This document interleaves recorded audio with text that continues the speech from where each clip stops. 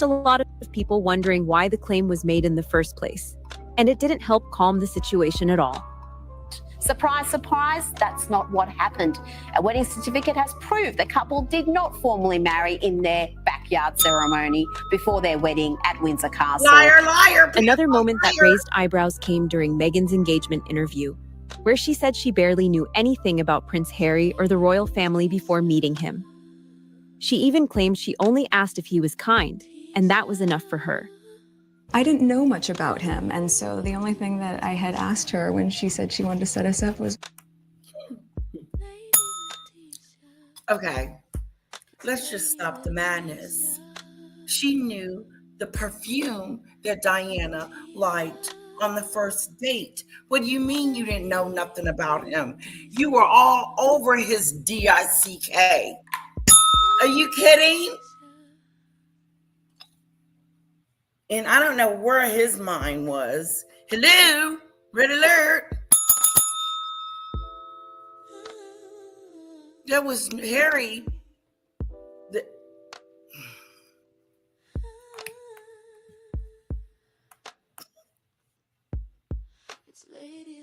I didn't know who he was. I didn't know much about him. I just wanted to know, was he kind? I had no idea if his hair was red. I knew nothing about him. Nothing. I didn't Google him. Are you kidding? I would have had articles after articles after I would have known more about him than he knew about himself. When I got through, she's lying. She's a liar. I had one question. I said, well, is he nice? Because if he wasn't kind, it didn't seem like it would make sense. But then older photos started popping up, showing Meghan posing outside Buckingham Palace years earlier. On top of that, there were reports saying she had books about the royal family and had shown interest in royal life long before meeting Harry. That had people seriously questioning how someone could say they knew so little while already having that kind of connection to such a famous place. The situation got even more intense when Meghan claimed that palace officials didn't give her the emotional support she needed during some very difficult moments. But then palace representatives pushed back, saying support... Ooh, she said the palace didn't give her support when she needed. What are you talking about? She treated the royal family like a business. She did. When she said she called human resources, I said, oh, okay, she's not taking this seriously. She's treating this. And I knew she didn't call human resources when she said it. She was lying about that too. But she has to blame someone because it's not her fault. She didn't put herself in this situation. Nobody twisted her arm and told her to marry a prince. Hello? How is it everyone else's fault, Meghan? This is what I don't really like. One of the characteristics about her I don't like, because it reminds me of Maggot, is the deflection and the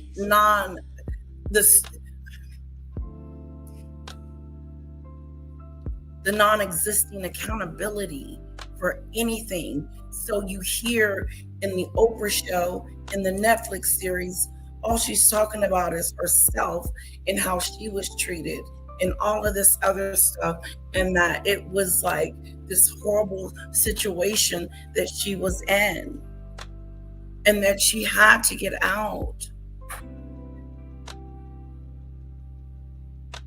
No, you wanted to get out. So you use these excuses to do those things. Hello, Sue. Sue Clark. Okay, lovely. I hope you're doing good. Happy Mother's Day.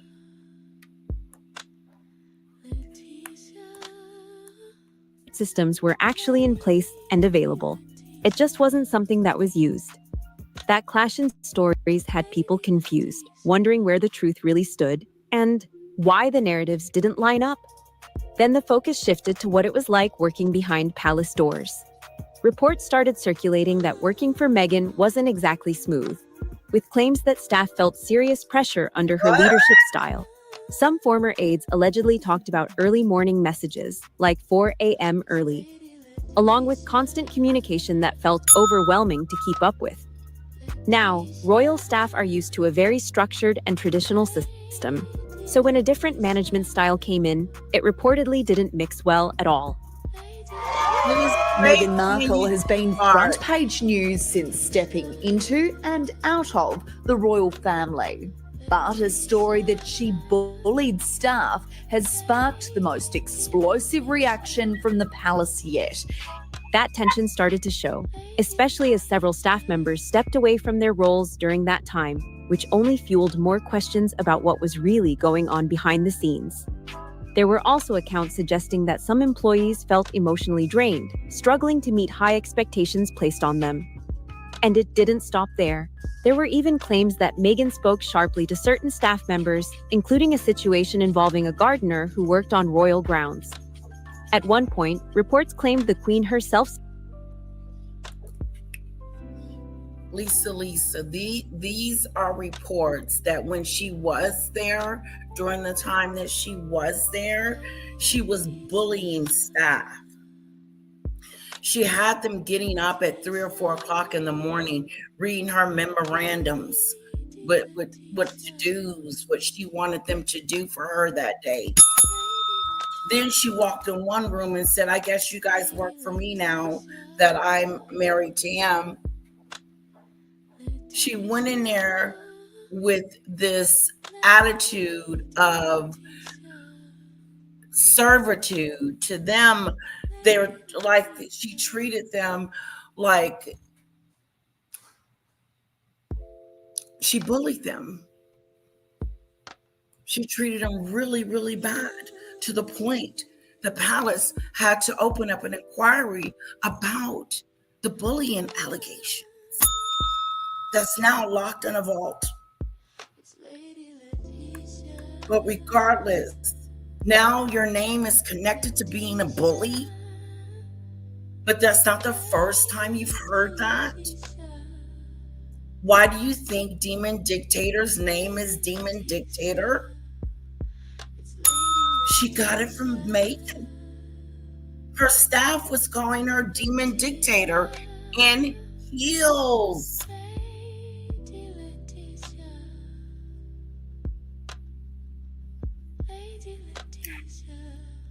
Wow. She treated them with disrespect. She had them crying. Some of them needed counseling. These are the people that worked for, some of them worked for her. They quit, that had been there for years. She went through staff. Her and Catherine and William had a disagreement because of how she was treating staff. Meghan was a problem. The Queen told her that that's not the way we treat people. She didn't hear nothing. She didn't hear nothing the Queen said. And, you know, to get that kind of wisdom and that kind of time with the Queen, and you come out still twisted, there's no help.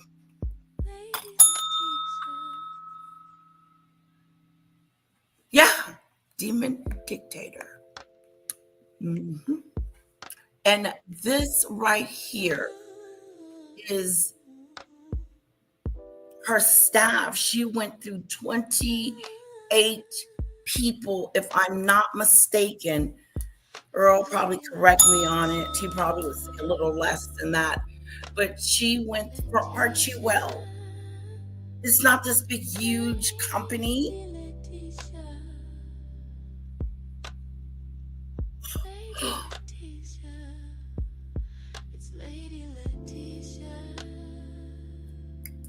The podcast people called her effing grifters. They're grifters.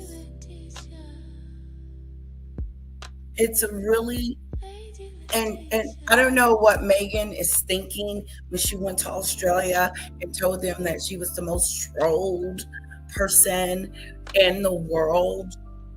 No, I think you got it wrong. Read the room. Stepped in, making it clear that everyone in the palace, no matter their position, deserved to be treated with respect. And apparently at this point, suddenly the Queen walked in and said, Meghan, in this family, we don't speak to people like that. And that was a sign of the tensions. You know, Meghan was an actress, she's probably used to speaking to staff in quite an abrupt way. That moment stuck with a lot of people and added to the growing perception that maintaining smooth working relationships inside the royal household wasn't easy during that time. All of this fed into a bigger narrative about how Meghan handles public and private situations. Because when it comes to cameras, every appearance seems to turn into a major moment. Hi, Polly. Many believe Hi, her Debbie. public outings are carefully presented, almost like every detail is part of a bigger picture meant to shape how she's seen. One moment that really sparked debate happened after the tragic school shooting in Uvalde, Texas. Meghan traveled from Montecito to visit the memorial and pay her respects, which on the surface seemed thoughtful and sincere. Let me talk about it before they give their perspective on the Uvalde shooting. She packed her little suitcase, went on down there and made a publicity moment out of it, like she was grieving. Or is she, you know what I'm saying? But what made me know that is not what Meghan feels, and it was a PR stunt, was because her father had just had a heart attack the same time. He was in the hospital when she was in Uvalde.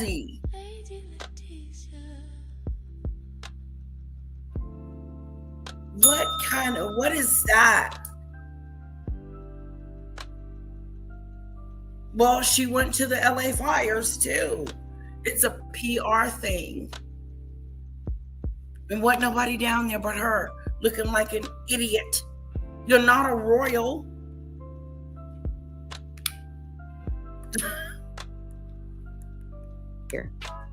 But soon after, attention shifted when people noticed photographers were present during the visit, and that quickly changed how the moment was viewed by the public. Photos quickly spread showing Meghan placing flowers at the memorial, with cameras capturing every single angle of the moment. Not long after the images were taken, she reportedly left. And that's when people started questioning things. Uh-oh. Was the visit truly about paying respect? No. Or was it more about how it looked on camera? Camera. Rowan, she turned up, the Princess of Woke, Uh-oh. to Uvalde, Texas, to visit the struggling community there after the shooting. Stop the Who does she madness. think she is? Similar concerns popped up during her trip to Australia, especially when she visited a children's hospital. Rowan, she turned up, the Princess of Woke, to Uvalde, Texas, to visit the struggling. There she go, right there. Uvalde. Showed up with cameras. Look at her posing. Did you get that shot? Did you get that? Did you get that shot? Yeah, that one to do. I'll put that on my website. Yeah, that'll pull out the heartstrings of people and think that I care. No. Once again, people start looking at her, start eyeing her, start changing their perspective about her. What are you doing? This is not a moment for you. This is not a moment for you. This is not a moment for you. Okay, I can't sing. but you know what I mean. This is not your moment. This is not a moment. This is a very sad, grieving, horrifying situation that went down, and she made a photo op out of it. Make that make sense? Let's see. Lisa says the cameras would have been there. It's school shooting. Maybe she left because it was too many cameras. No. Mm-mm. She took her own camera crew, girlfriend. Mm-hmm. Yeah. No, I think it's factual. Correct me if I'm wrong, guys. Fact check me on that. That she took her own camera crew. Yes, it sure did, Debbie. The bullying staff came out of the Valentino Lowe's book, Courtiers.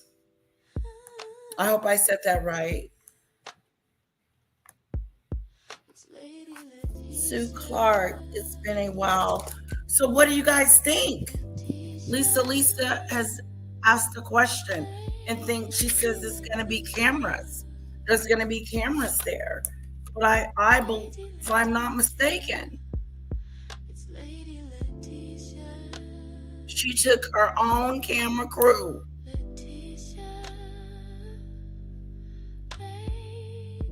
Oh, I'm glad you're feeling okay. Happy Mother's Day, everyone. Look community there after the shooting. Who does she? Your father. Where your father at? Where's your Meghan? Hello.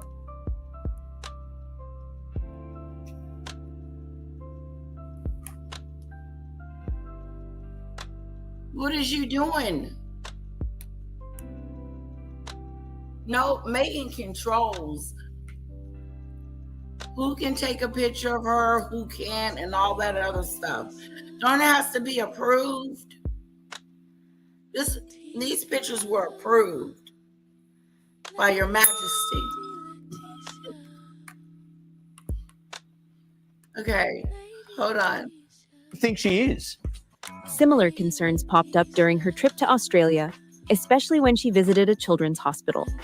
Instead of keeping things low-key and private, cameras were once again right there, documenting the visit closely.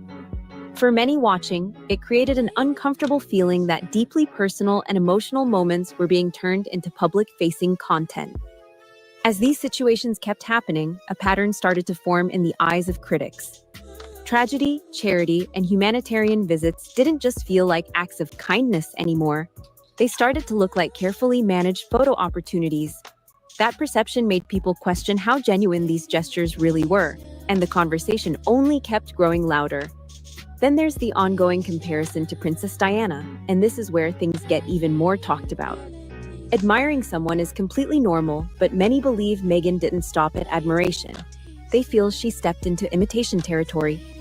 From wearing outfits that looked strikingly similar to Diana's most iconic looks, to choosing jewelry that carried strong connections, Meghan often appeared in ways that instantly reminded people of the late princess. And the main stone itself, I sourced from Botswana, and the little diamonds either side are from my mother's jewelry collection to make sure that she's with us on this crazy journey together. She even visited similar charities and mirrored certain poses, creating visual moments that felt very familiar to royal watchers. Supporters saw this. Watch how she look at it. Jewelry collection to make sure that she's with us on this crazy journey together. She even visited similar charities and stepped into imitation territory.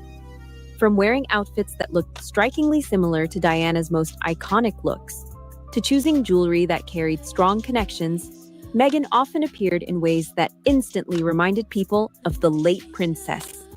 And the main stone itself, I sourced from Botswana, and the little diamonds either side are Look how she from looking my at it. mother's jewelry collection to make sure that she's with us on this crazy journey together.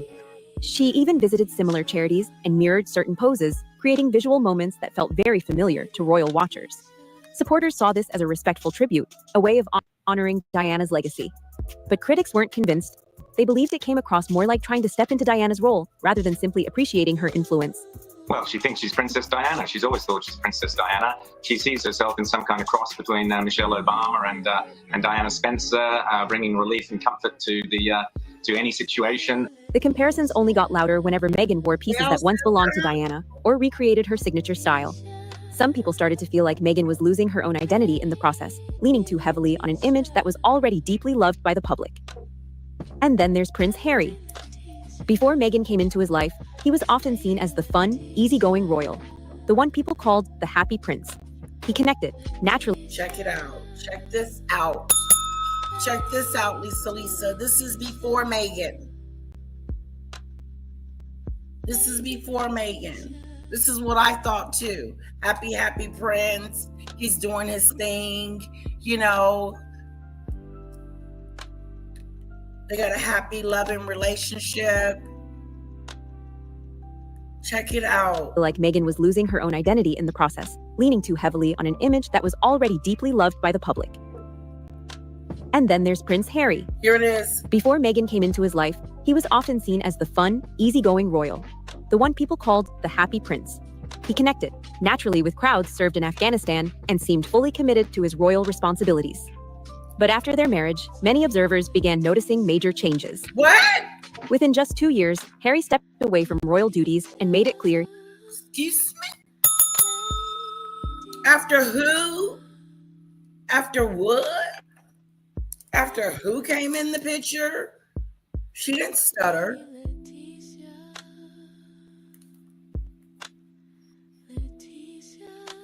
We can say that that's her opinion. But you can look it up. It's out there. That's out there. Things began to change, okay? He stepped down. Said, I don't want to be a prince anymore. But I want to still keep security and some of the money and the flares of it. Half in, half out. I want to be half in, half out. I don't want to be all the way in. I'll go on the assignments that I feel are best for me. This is Meghan telling the queen what she gonna do now that she done got married and sealed the deal with the baby. Now she's got demands and stuff all out on the table about what she is going to do. We're stepping back. They blindsided the queen. They didn't tell the queen they were leaving. The queen said, excuse me, y'all finna go? Well, let me gather myself and make a statement.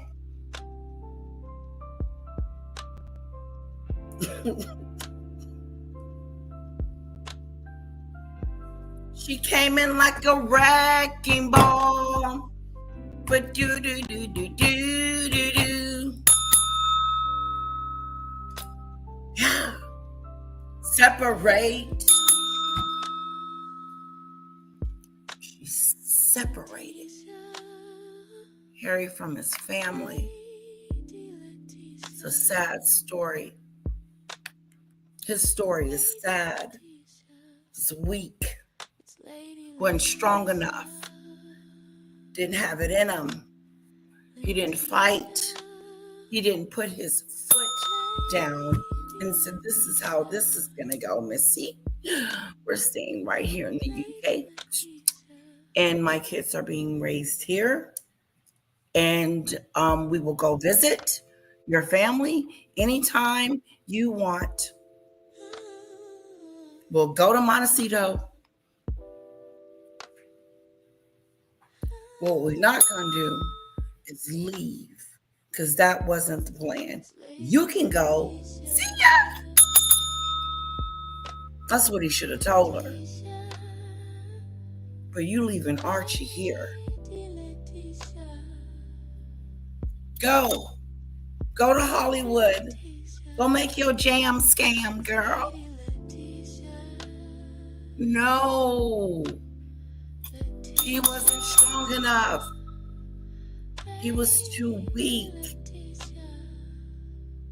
Ooh. What we gonna do with that? Judy Bird, Marine, Snowdrop, Lisa, with someone that is weak. She came in like a wrecking ball and told him, this is what we're going to do. And my goodness, didn't they do it? He was ready to build a completely different life outside the monarchy. And that shift got people talking even more. The Queen, Camilla, said that Harry had been brainwashed by Meghan, and that in fact members of the royal family felt that Meghan kind of changed Harry's personality and he went from a fun-loving guy that we all loved, that we all liked, to this rather furrow-browed guy who seemed to hate everybody and everything.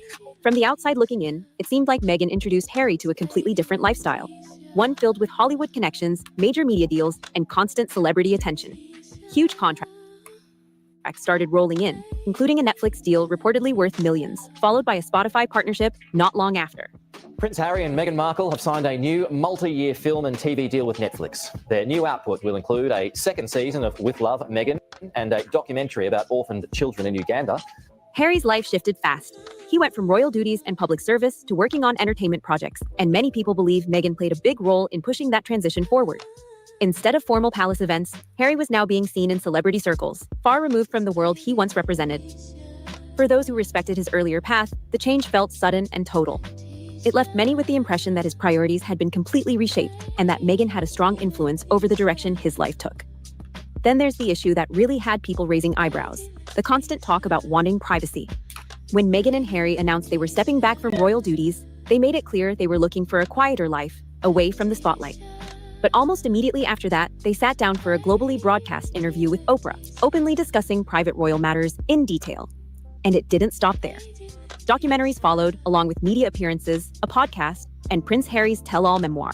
Front cover of Prince Harry's new book has been revealed with the title, Spare. According to publisher Penguin Random House, Prince Harry's journey from trauma to healing will be told with raw, unflinching honesty. They traveled across countries promoting projects, all while speaking out against media intrusion. Lisa, he wrote a book. And was that book out before Queen Elizabeth passed? Does anybody know if Spare had been released? Because I remember Harry not wanting it to be released. But he wrote this book and he threw his brother under the bus, his father under the bus, his sister-in-law under the bus, everybody under the bus for Meghan. He didn't say not one nice thing about his family, about his country. It was all negative. Did anybody want to hear about his Todger being frozen? Like, why would we want to imagine his Todger being frozen and needing some Elizabeth Smith cream to put on there to get the frostbite off? His Todger. Those of you that don't know what that is, man parts.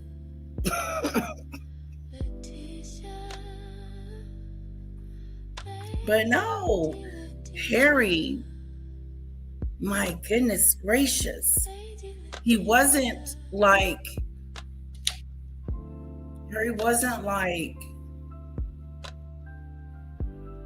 oh, I want to leave my family.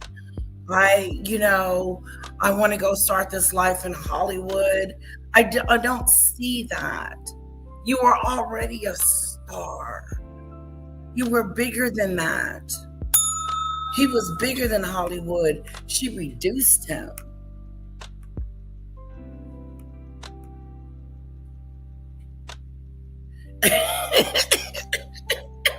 Meghan even launched a podcast that wrapped after one season, alongside ongoing legal battles with tabloids over press coverage. At that point, people couldn't help but notice the contradiction. How do you call for privacy while staying front and center in global media at the same time? That question kept coming up again and again. For many, it started to look... Lisa said Prince Harry is handsome, but I'm back to hate Meghan. I used to think so too, especially when his brother was getting married. I was like, look at Harry. Wow, looking like a handsome bachelor. Yeah, I did. Uh-huh. Hi, Nina.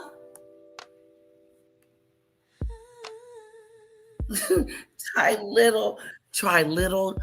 No way. Mary says, tiny little frozen Todger.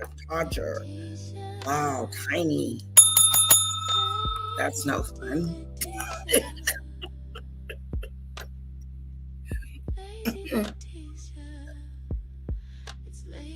Yes. Now look in the mirror, Harry. You're trying to keep it. Look, it's always shining. His little winky. You guys can come up with a name. Like privacy meant controlling the narrative, choosing when to step into the spotlight rather than stepping away from it completely.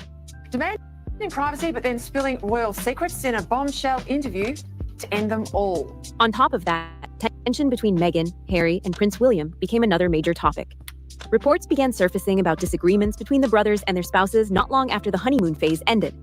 One story even described a heated moment where William allegedly pointed his finger during an argument, adding even more drama to an already tense situation. According to reports, things got tense during that exchange, with Meghan allegedly responding sharply and telling William to remove his finger from her face. Well, Queen Camilla reportedly told her friend that Meghan Markle brainwashed Prince Harry. The explosive claims are detailed in a new book by Tom Bauer, who alleges tensions were already spiralling just weeks after Harry and Meghan returned from their honeymoon in 2018, and that a supposedly conciliatory tea time meeting between Harry and his brother culminated in Meghan snapping at Prince William, saying, "If you don't mind, get your finger out of my face." Moments like that only added more fuel to the narrative that adjusting to royal hierarchy wasn't easy for her. At the same time, there were growing concerns behind the scenes about what the future could look like. Some believed that once William becomes king, he could potentially strip Harry and Meghan of their titles, similar to what happened with Prince Andrew losing certain royal privileges. There were even claims that Meghan considered legal action if that ever happened, which made the situation feel even more serious. Well, Meghan Markle is allegedly very worried that Prince William could move to strip her of her Duchess of Sussex title when he becomes monarchy. However, this recent decision to strip Prince Andrew and Fergie of their royal titles has reportedly sent a chill through Montecito, with the Sussexes fearing that they could be next. You know, if I was Meghan, I'd be pretty worried too, because she's still happy to use the Duchess of Sussex title. For a lot of royal watchers, the idea of pushing back against a future king didn't sit well at all. It reinforced the belief that Meghan never fully embraced the structure and traditions that come with royal life, and that perception stuck with many people. Then there's the complicated situation with her father, Thomas Markle, which became another major talking point. He wasn't present at her royal wedding, and instead, Prince Charles stepped in to walk her down the aisle. Even though her father later apologized publicly for past media issues, the relationship never seemed to recover. There's no excuse for Harry. So the king.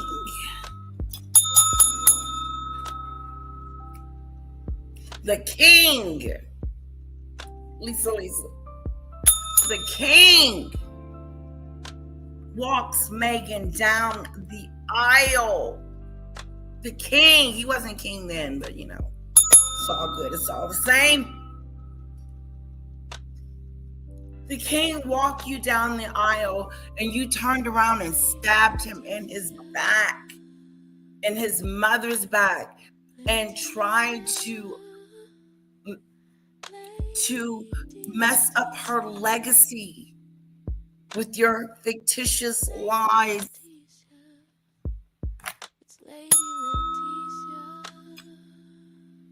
It made no sense.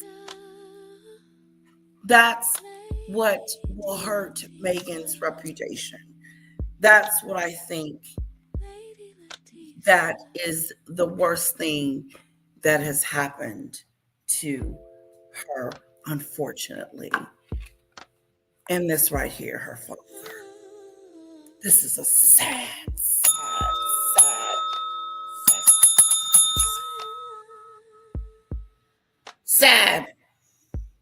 sad ado. Hello, Heather from the hood. Welcome. We're going over the whole Meghan and Harry saga.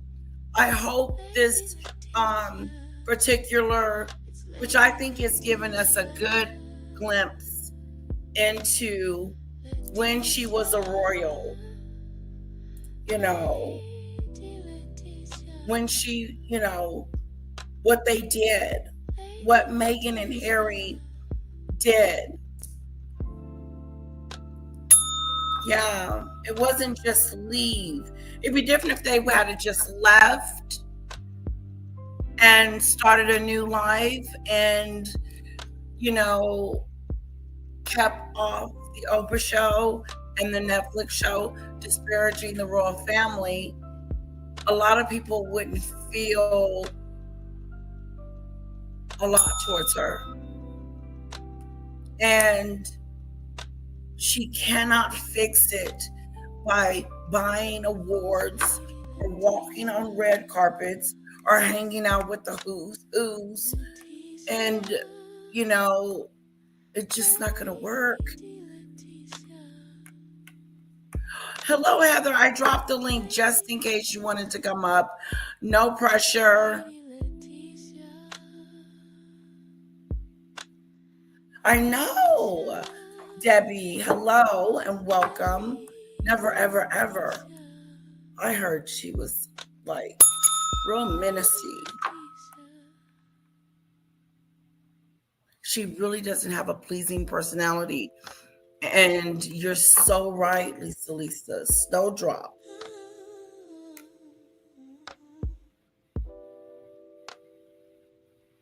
Yes, she's not getting invited to the hottest places in town. She's not getting invited to the Met Gala. No. Treat me this way. No excuse to treat the king that way as well. As time went on, reports claimed that Thomas Markle faced serious health struggles and wanted to reconnect with Meghan and meet his grandchildren. But despite those requests, there were no visits, and that detail didn't go unnoticed. Meghan Markle, gosh. Now, her father, we know, estranged is the polite term for they don't talk to each other. But this bloke, understandably, is saying, hang on, I've got grandkids. I'd really like to meet them. And I've been crook, so I don't know how long I'm going to be around. Her response? Silence. What made it stand out even more was the contrast. Meghan continued traveling internationally for events and appearances, which led people to question why there was time for global trips, but not for a hospital visit to see her father. Whoa, because she only thinks about herself. And that's what I'm saying. Like, get to know her. Get to know her on your own. And how quickly you'll be like, wait a minute, I don't want to be markled. I feel like I was markled in the beginning because I used to follow her and I liked Meghan. I was rooting for you, girl. Yeah. But, it is what it is. You can't turn a princess. You can't turn everybody into a princess. This ain't gonna happen. No, I'm just sorry. First of all, you treat your own family. Hello, Heather. Hello, Heather. Friend, how are you? Thank you for having me. Happy Mother's Day. Early Mother's Day. Happy Mother's Day to you too. Thank you very much. What's going on? I haven't seen you in a while. Yeah. Hello, everybody in the chat. Yeah, we were talking about how it all began, you know, and just talking about, you know, when they met, they got married, you know, her relationship with her father right now, but just different, you know, things. And I hope it's almost like giving us a idea of who she is and what happened. But, you know, could this be one-sided? It's not. It's facts. These are facts. It's not one-sided. It's facts. These are facts. This is my opinion. I feel Harry was always a doughhead and kind of a jerk and a rich, spoiled little brat. This is what happens when you gentle parent. But he had the palace. He had Prince William, Princess Catherine to clean him up kind of thing and make him look shiny and pretty.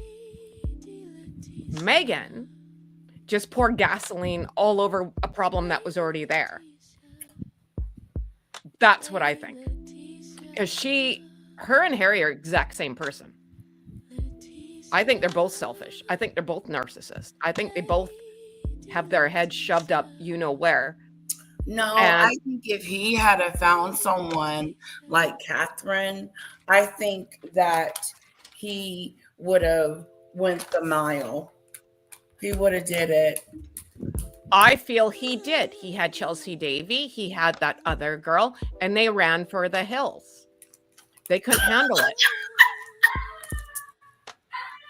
Meghan knew how to. It's like molding clay, you know? The guy's not the brightest crayon in the box. I think she was like, yay, jackpot.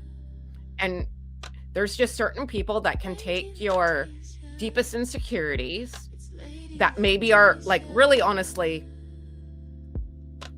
not that bad. Like I'll throw me under the bus. I have a speech impediment. Now, if I had someone with me that's constantly, oh, you've got a speech impediment and everyone's picking on you and everyone's against you, and I'm just making stuff up now, and you're stoking the flames, that's what happened here, in my opinion. Not everyone has to agree with me, that's fine, but I think stoking the flames. What do you mean? Well, just his insecurities to his brother. The mommy drama. Like, come on, man. Your mom's been gone almost 30 years. Let's get some healing going here. And whatever his little insecurity was, Meghan would just, well, you're right. They are against you. You're right. You should have had the other piece of sausage or whatever he wrote about in his book. And it is all about William. Well, yeah, he's going to be king. And you're not. And, oh, you are just the spirit. Well, technically you are, right? So, but those are all truths. And I think she can spin it in a way that makes him be more of a victim. That's my opinion. Yeah, that is true. They do act like they're victims in everything. Even the Netflix situation. They blame Netflix for not letting them be more creative. It was really, you picked the Airbnb. So, yeah, stop. It can't always be someone else's fault. No. In therapy, this is how I know the guy's not in therapy, right? Like, dear God, lots of therapy over here. Eventually, you got to look in the mirror and be like, what am I doing in this situation to make everything, like, your life cannot just suck all the time. You have to take some responsibility in your actions. It cannot always be someone else's fault. Right. Exactly. And that's all she reeks of it. That's it. That's her middle name. They, them, it, anything negative, it's someone else's. It's all Someone me, else. me. I. And Meghan's the one that said the last 7 years of her life sucked. Really? How can that be? You had a beautiful wedding that you didn't have to pay for. You got everything handed to you. You got clothing you didn't have to pay for. You got a house in Vancouver Island you didn't have to pay for. You got a private jet to get to California that you didn't have to pay for. You had 2 children, which is, funny enough, Archie's birthday weekend. Do you think Archie's having a birthday party today? No, she's not thinking about, little old Archie. No, she's just gonna post an old picture. Well, she posted a picture of him. Oh.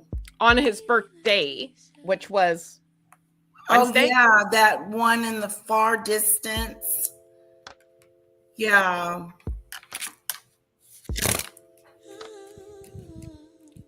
I just wonder, and I just want to, if it's okay, like Lisa, no, I understand you don't get over it. That I fully get that. I lost my father. I understand. But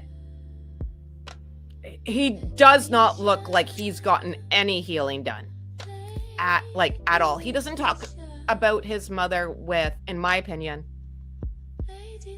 I think great memories. And yes, you can be sad still, but I feel eventually, like, you could look back on memories and be happy you had those memories.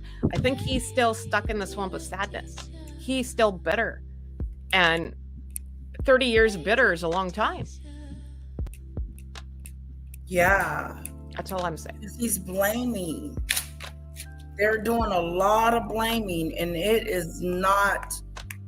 Yeah. Bye. Take care of yourself, Judy Bird. No, I was just wondering if he was going to have a birthday party. Who? Well, Archie. Oh, you think he's going to have a birthday? I don't know. I doubt it. Well, the weekend before. Right. Well, I don't know, but the weekend before his birthday, like, when your kid's birthday falls in the middle of the week, like, do you do it the weekend before? But she was in a church at some communion, so couldn't had a birthday that day. Okay. Like, the birthday party would be on a Saturday normally, right? Like, normal people would throw the kid's birthday party on a Saturday. So that weekend's out. She's in Chicago. Now it's today. So if he doesn't have a birthday today, then I don't think this kid had a birthday party. I'm very upset. And tomorrow's Mother's Day. She is not sharing her day with her kid. Absolutely not. So we don't believe that he got a birthday party. I don't feel he did. Did you see the People mag? Oh my God, Letitia, did you see this? This poor little boy. There was an article in People magazine that on his birthday, and they showed the photo and stuff. And Megsy there, Duchess DeLulu, told People magazine that her and Archie have date days, and they go out for lunches, and it gets better. They go out for lunch. They go out for lunch, her and Archie, and they split a hamburger and a Caesar salad and get a sundae with 2 cherries.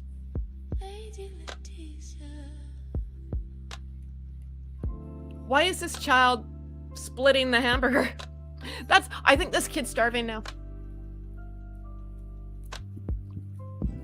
I have boys. You can't split any food with those kids.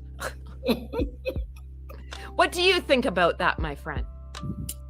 Do you think there's date days? Do I think it's what? Do you think Archie and Meghan go out on mommy-son dates and have split a hamburger and a Caesar salad and have a sundae? I think Meghan exaggerates, and I don't trust her fully. So I would have to see it to believe it.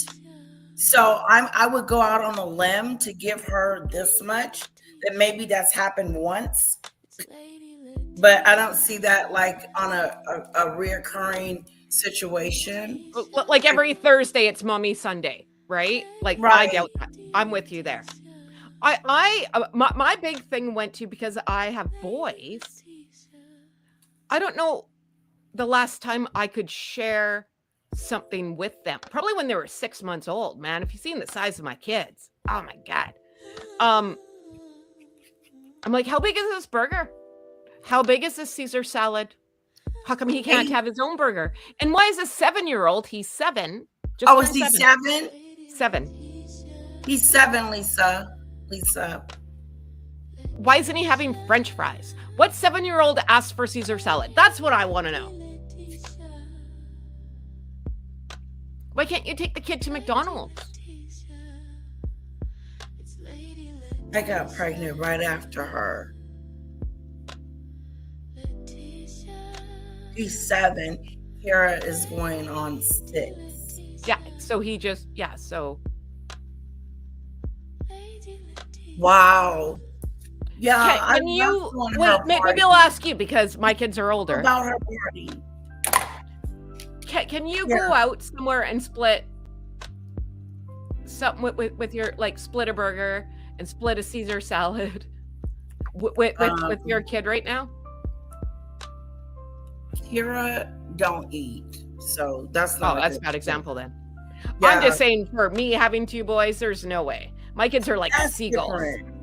My kids are after my plate. They're like, Mom's not going to eat that. Forget it. You got to quick around here. There's a reason why I'm thin. Like, if you're not eating it, like hoovering it back, you get no food. Right. Exactly. And I don't know. Yeah, that's a good one. That's a good question. I just have a hard time with, I know what she's doing. It's because Harry was out at Nobu, right? And she's trying to make us all believe she's Mother of the Year. I have dates with my son. It's Mommy Sunday, because we all know Lily's the freaking favorite. The kid couldn't even have his own birthday picture. Lily was in the bloody picture too. Couldn't even have his own freaking photo. He can't have his own burger. He can't have his own Caesar salad, and he can't have his own birthday photo. Yeah, he does get treated a little bit different. He's like the little boy lost.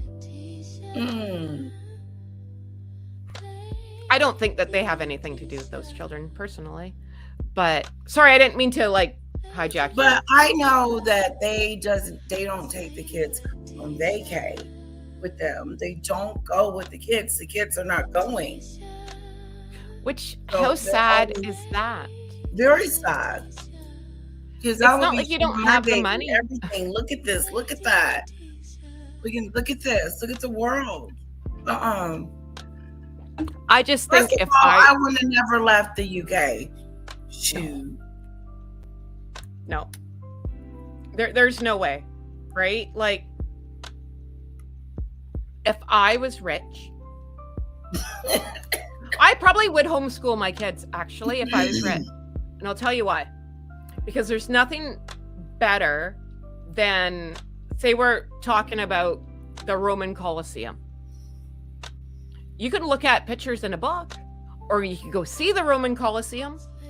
Like, who has the privilege to do that? You are rich people, right? Like, I would.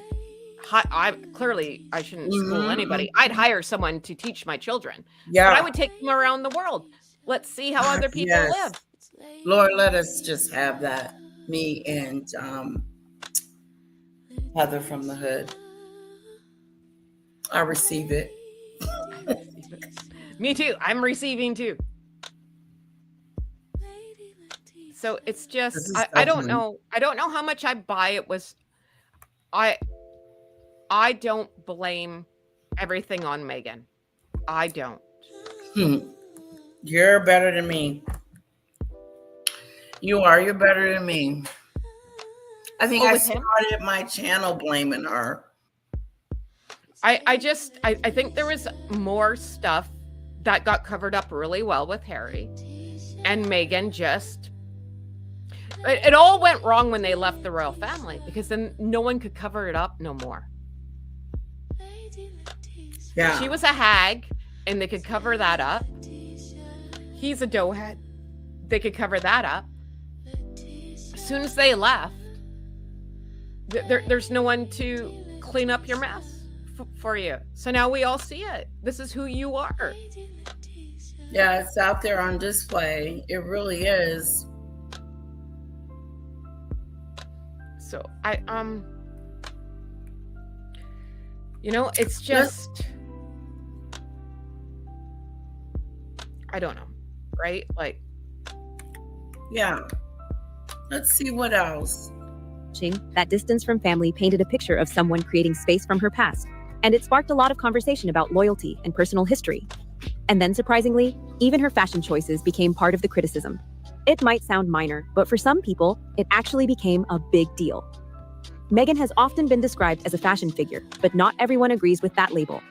Critics have pointed out that despite wearing expensive designer pieces, her outfits sometimes appear wrinkled or not tailored properly. One moment that got a lot of attention was at Cousin Celia's wedding, where her outfit drew comparisons to oversized fabric rather than a polished royal look. Over time, people kept calling out similar issues.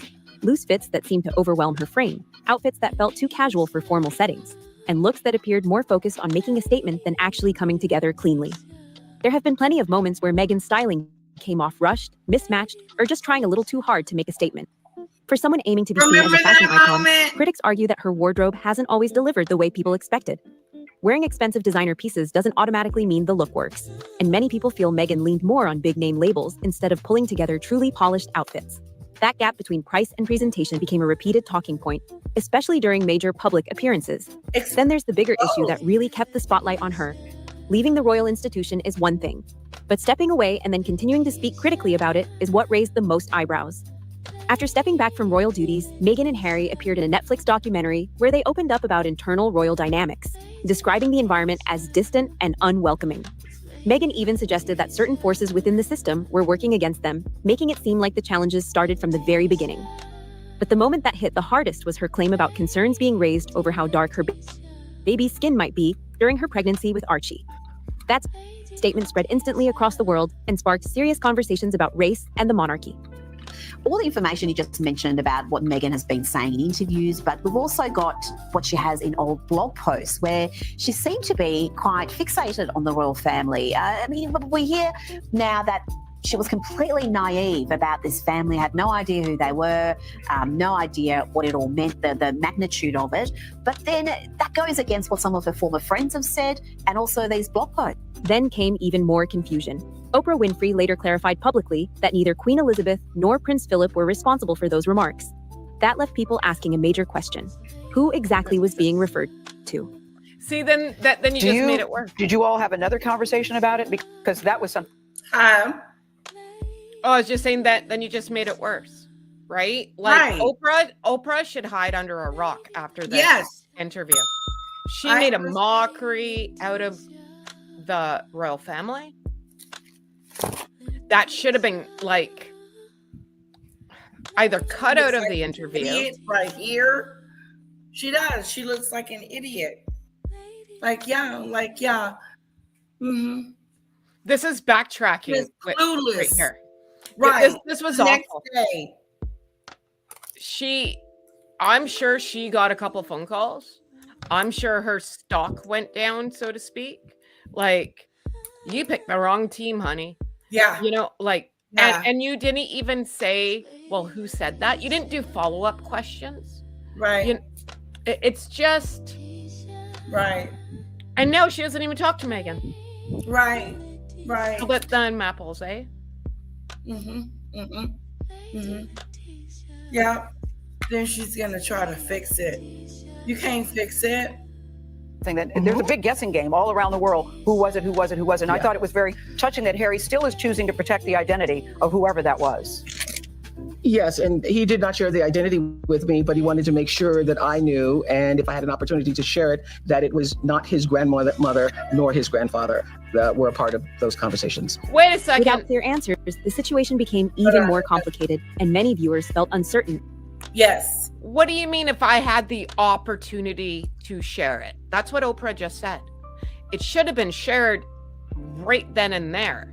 Right. This is her covering her butt, is what that was. If I had the opportunity, yeah, you should hire a skywriter and tell everybody. Like, that right there shows me, like, she was in trouble. She got phone calls, guaranteed. Oh, okay. If I had the opportunity. That was. Yes, and he did not share the identity with me, but he wanted to make sure that I knew, and if I had an opportunity to share it, that it was not his grandmother nor his grandfather that were a part of those conversations. So this was the next morning after the interview aired, right? Because she went on whatever Gail works on, Good Morning America or whatever. So she got a phone call and said, you have to tell people it was not the Queen and or Prince Philip. She got a phone call that night and be like, you got to tell everybody now. Yeah. The uproar was quick and fierce. Mm-hmm. Because England's already 8 hours ahead. Well, 8 hours ahead of me, right? So by the time that aired, England already had like a full day. So England was already mad. So by the time she got there to air, the backlash was already coming. So yeah, and it's the wording. If I had an opportunity, you're Oprah. You could get a billboard if you wanted to. What do you mean if you had the opportunity? Right. That wording for me is odd. Interesting. Breaking news. No one has asked Meghan if she's okay. Love it. Debbie. Yes. Oh, I think he's 7. Oh, is Harry going to be home for the birthday party this year? Well, Heather is saying that she doesn't think there is a birthday party. The kid's 7, and I think he's missed 5 birthdays. He's been with his kid twice on his birthday, I think, is the number. Really? He keep missing the birthday? Oh my God.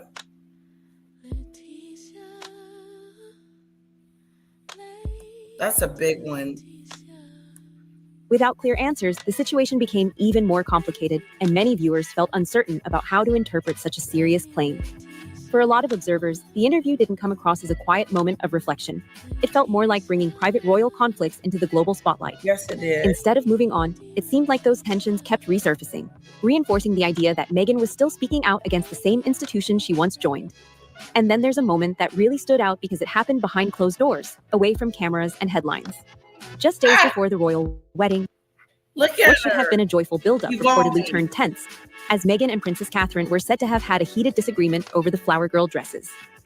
According to multiple reports, that disagreement ended with Catherine in tears, just days before the wedding. A future queen, emotional right before such a major event, instantly caught people's attention. But then Meghan shared her version, completely flipping the story and saying that she was actually the one left crying. A few days before the wedding, she was upset about something pertaining, yes, the issue was correct about flower girl dresses, and it made me cry. Here's where things got complicated. The original account had reportedly come from several palace insiders, and when the story suddenly changed, a lot of people weren't convinced by the reversal. That moment made many start looking at the situation in a totally different way. For those unfamiliar with the details, the disagreement centered around royal protocol. Catherine believed the flower girls should wear tights, which is traditionally expected at royal events. Meghan didn't agree with that approach, and the situation became even more tense when concerns were raised about Princess Charlotte's dress not fitting properly and needing adjustments. Reports claimed those concerns were dismissed, which only added to the tension building behind the scenes. What should have been a joyful... Letitia, I'm so sorry. I thought I had more time. We're going to my mother-in-law's Mother's Day thing. I'm so sorry. I thought I had more time. Oh, that's okay. Have fun. Thanks for coming. Thank you. I hope to see you over in Hoodville. Come over, come visit. Yes, Maybe we can do something this week. Yes, thank you so much for visiting. This was Thank you. so Thank you for cool. having me. Thank you Have a so much. happy Mother's Happy Day. Mother's Day, everyone in the chat. Thank you so much. I'm sorry. Thank you. That's okay. No. That was Heather from the Hood. Check her out. We're going to put her link in the chat so you guys can go check out Heather from the Hood. She's got it going on. She's beautiful. Let's definitely put her. Hello, Michelle. Oh my goodness. What is going on? Are they on it or are they on it? They're telling the story. They're telling the story about the bridesmaid dresses because guess who made a big deal about them? Meghan. She mentioned them on the Oprah show. They made her cry.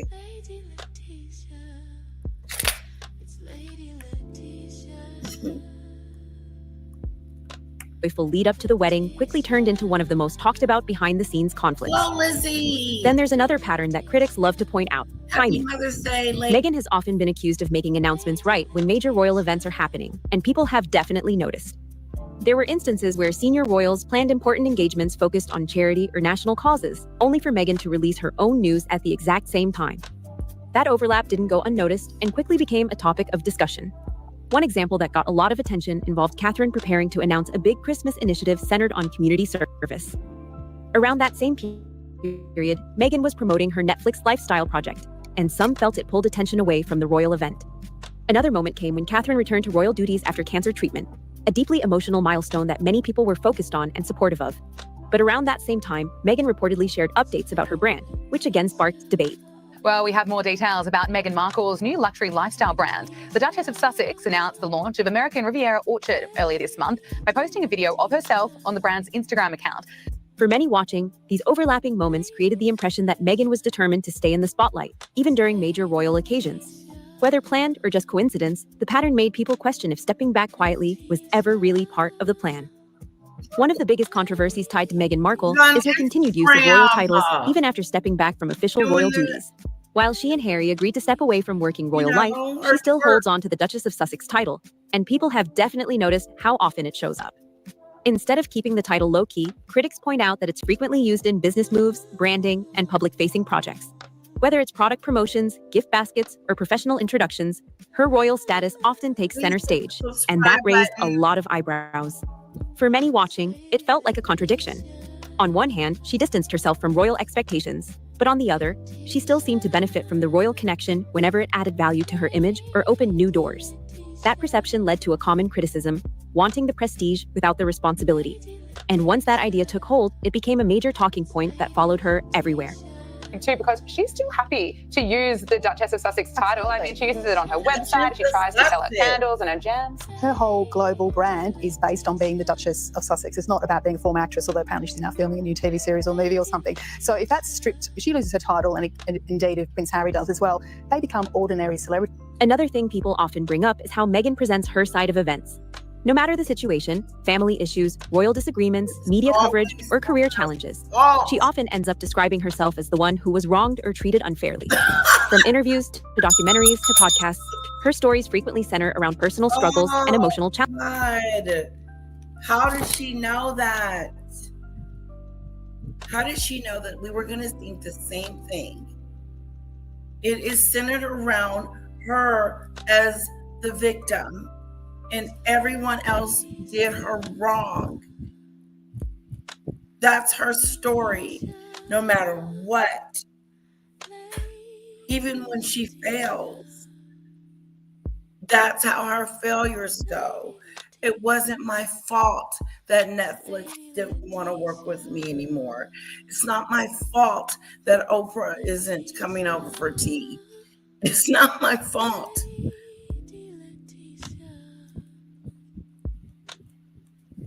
Happy Mother's Day, everyone. Happy Mother's Day. Listen, I dropped the link. Bridesmaid Princess Charlotte Jessica Maroney and daughter Ivy.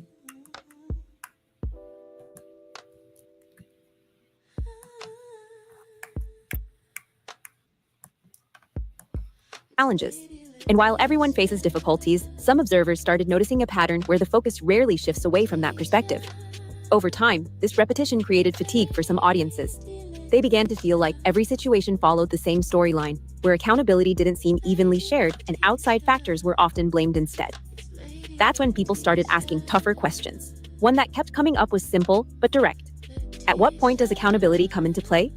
The constant emphasis on hardship, while also living a life filled with global recognition, financial success, and major opportunities, left some viewers feeling disconnected from her story. Woman, it's a lot. So you add this on top of just trying to be a new mom or trying to be a newlywed. It's, yeah, well, I guess, and also thank you for asking, because not many people have asked if I'm okay, but it's a very real thing. And whenever Meghan... What's a real thing? No one's asked me, am I okay? I said I knew then the shenanigans were beginning. I said, here we go. Here we go with the shenanigans. Here we go with the shenanigans. I said, what is she talking about? I was confused because the thing is that she had just got married, and I think she had just had Archie. So she had a lot to keep her busy. Okay? So I'm just confused.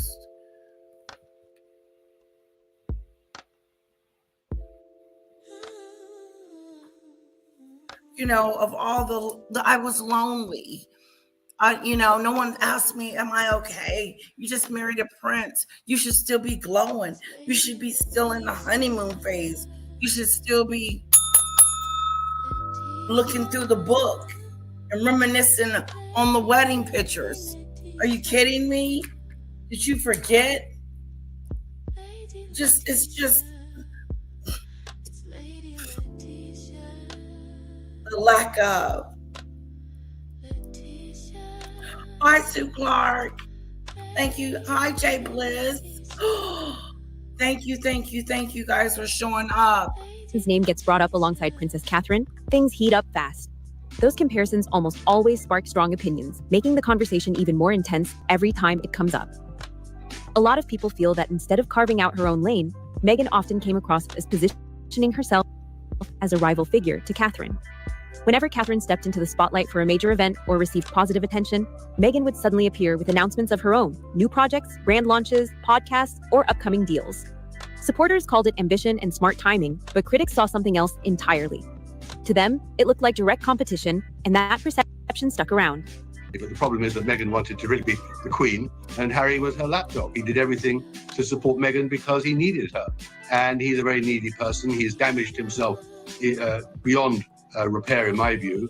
Some observers even believed Meghan wanted the level of visibility and admiration that naturally comes with being in line for a future queen consort role. But once it became clear that royal hierarchy would always place William and Catherine ahead, people started speculating that frustration may have played a part in the decision to step away. For many watching, it didn't seem like Meghan just wanted to be part of the royal system. There was a feeling that she wanted to reshape it in her own way. And when that didn't line up with long-standing traditions, leaving opened the door to building influence on her own terms. But here's the thing. Peace and quiet never really seemed to follow. Instead of fading into a more private life, after stepping back, Meghan stayed closely tied to media attention, and that became a major reason people felt overwhelmed. Every few months, something new would pop up. A headline, an interview, a statement, or a fresh project that pulled her right back into the center of public debate.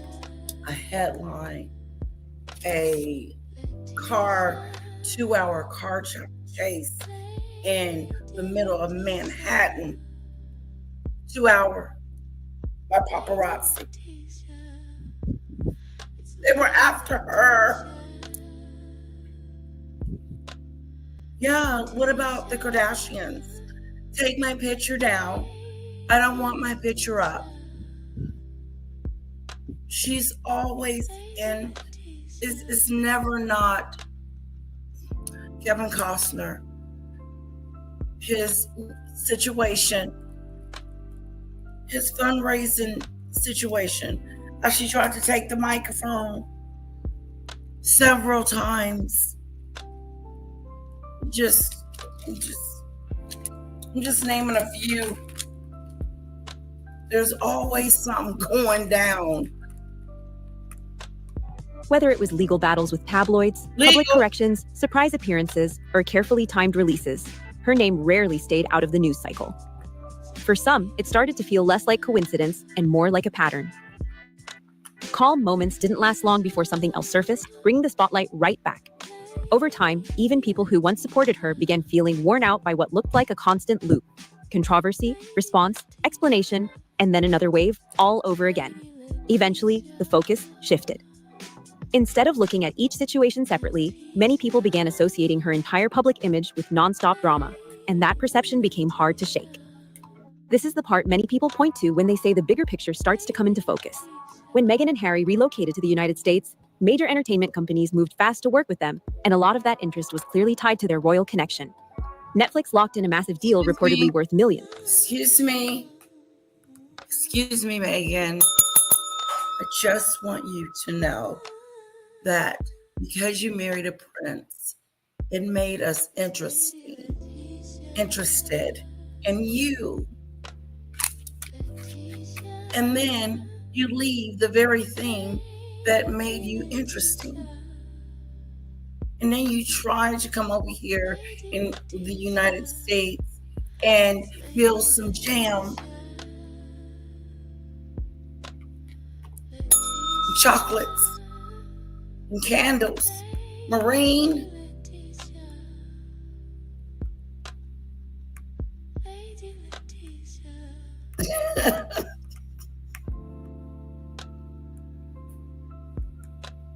And Spotify followed right behind with its own partnership.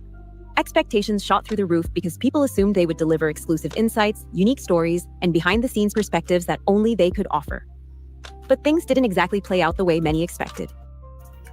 Some of their projects struggled to maintain long-term attention, reviews were mixed in certain cases, and a few partnerships ended sooner than anticipated. That's when people started asking real questions. Were these deals secured because of creative talent, or were they driven mostly by royal status and global curiosity? Netflix has officially cut ties with Meghan Markle's polarizing lifestyle brand as ever, in a fresh blow to the Duchess's ambitions. One moment that got a lot of attention involved Prince Harry reportedly speaking with Disney CEO Bob Iger about possible voiceover work for Meghan during a public event. To many watching, it looked like royal connections were being used to open doors in the entertainment world. That perception stuck. How embarrassing. How embarrassing was this scene? And Debbie, if she's still here, agree with me on this, or someone in the chat. Didn't he miss an event for veterans to go to this premiere to see Beyonce, to ask the director, the CEO, of Disney for a part for Meghan? She was the voiceover for Elephants. Go look it up. It's on Netflix. Elephants. Snowdrop tells us, yes, when Henry should have been honoring fallen Marines.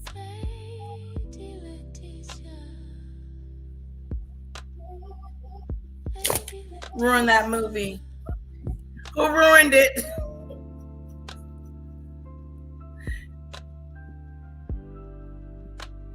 Yes, Debbie.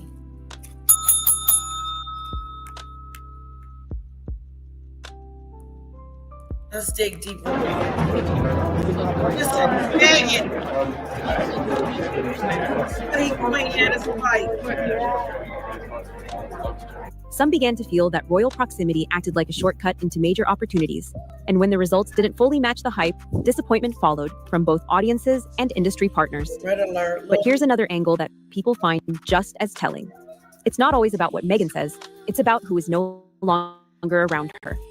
Before the royal title, before the global deals, and before the major interviews, Meghan reportedly had a close-knit group of friends.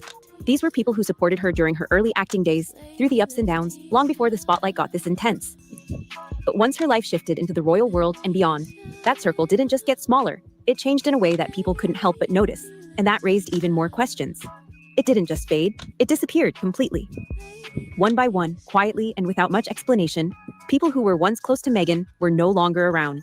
No big public fallouts, no dramatic scenes, just gone. Hold up. And when that happens, not with one person, not two, but almost every... One by one, they were dropping like flies. Her friendships are dropping like flies. She doesn't have it.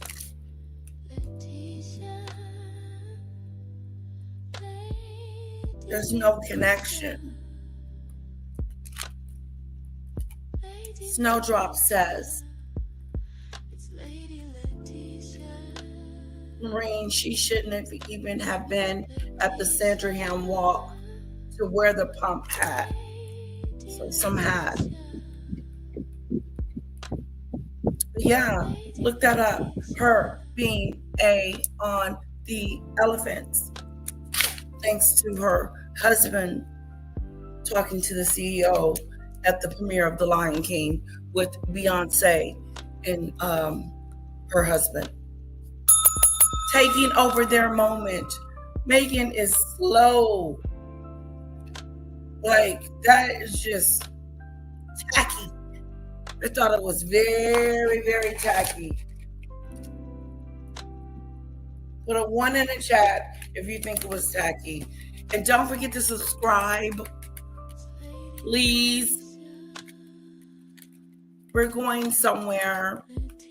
We're trying to get to 7,000. And we need about 400. And that just seems like so far away. But I think we can do it. I know we can. That would be fun.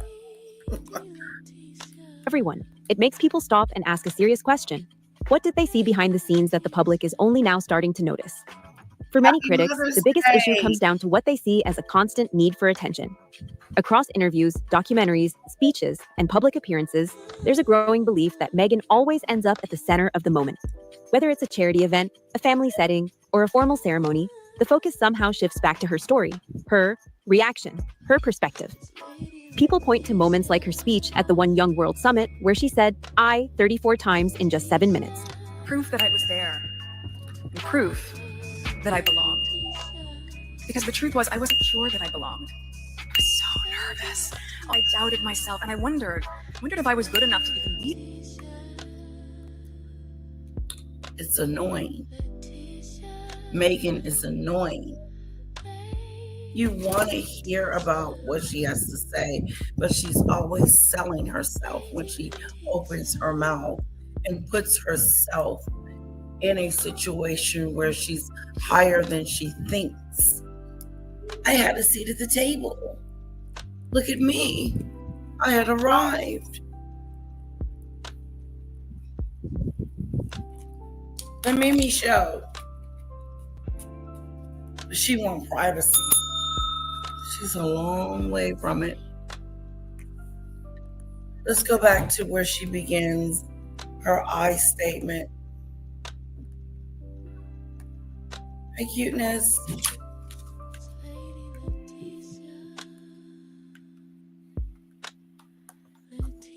It's like her speech at the One Young World Summit, where she said, "I" 34 times in just 7 minutes. Proof that I was there. And proof that I belonged. Because the truth was, I wasn't sure that I belonged. I was so nervous. I doubted myself, and I wondered if I was good enough to even be there, if what I was doing in the world, albeit important and meaningful as far as I saw it, was it deserving?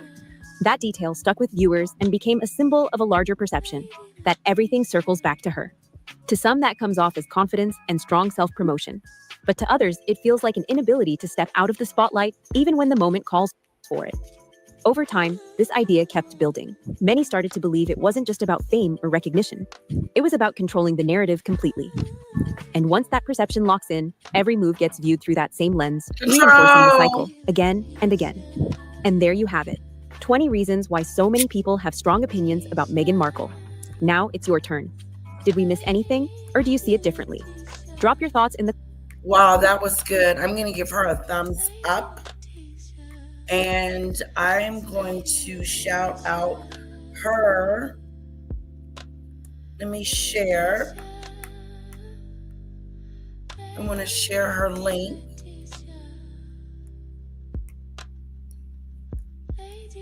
In my inbox. Guys, wasn't that wonderful?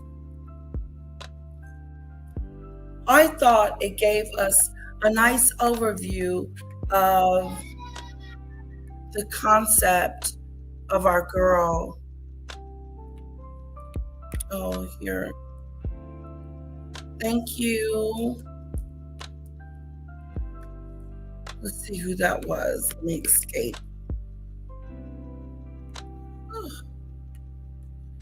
I need to give these people their props. Royal Rama. Royal Rama. Okay, guys, I'm not going to keep you too much longer. It is Mother's Day weekend. It is all about us, you know. But I do got some small little clips. Harry and Meghan have been quite bullish in the last couple of weeks. I want to get your take on this. There was a People magazine article that kind of got lost in all the state visit news last week, but they're suggesting that they are kind of really carving out a new role.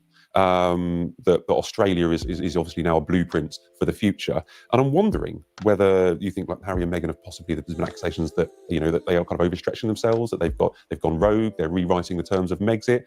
What direction do you think Harry and Meghan are heading in at the moment? Well, let's set the record straight here with what's actually happened in terms of the fact that they spent the last 5 years writing books, sort of going through the tumultuous, horrible childhood of Prince Harry and how the family, totally ruined him, and how, Camilla turned his old childhood bedroom into a wardrobe and how traumatic that is, and the punch up between him and William, and or sort of the physical. This is great. This is great. But I don't quite want that one. Meghan wants to be a billionaire. She wants to live a billionaire lifestyle. We know that. Of course, she's hanging around the who's who's. Although she's not getting invited to, those interviews, those parties. Listen, the interview that destroyed Meghan Markle's reputation are times Meghan Markle was kicked out on camera. Which one?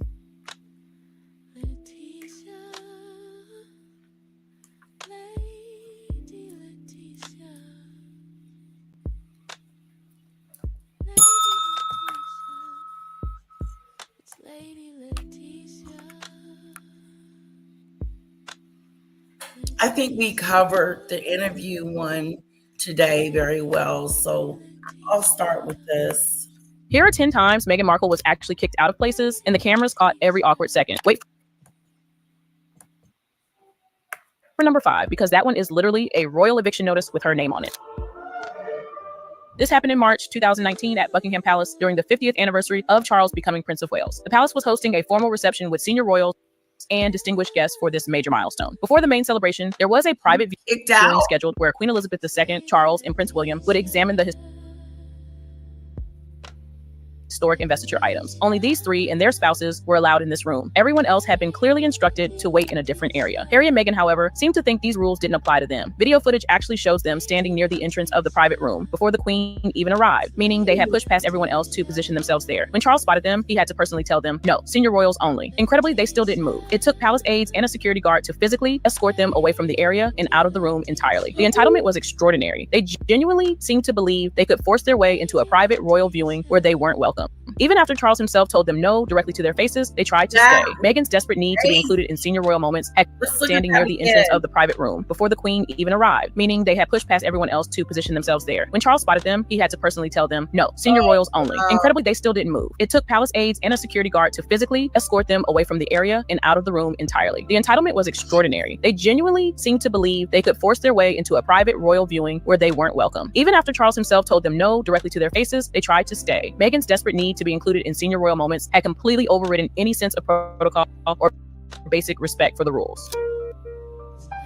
This incident at the National Theater is truly unbelievable. Meghan was scheduled to attend an event at the Dorfman Theater as part of her role as arts patron. According to accounts that surfaced online, Queen Elizabeth II had requested to speak with Meghan beforehand, but Meghan allegedly ignored that request and went straight to the arts meeting anyway. The problem was that the Queen had already canceled the entire meeting. So when Meghan arrived at the theater, she was informed there would be no event, no meeting, and essentially no reason for her to be there. Security had to step in and escort her out, telling her to return to Buckingham Palace immediately. What made this even more awkward was that Meghan showed up without her wedding ring, something the cameras definitely caught, and many interpreted this as some kind of message directed at Harry. The sheer audacity of ignoring a direct request from the Queen is staggering. We're talking about the monarch, Harry's grandmother, the woman who literally runs the institution Meghan married into. When the Queen requests your presence, that's not a suggestion you can decline. But Meghan apparently believes she could skip the Queen.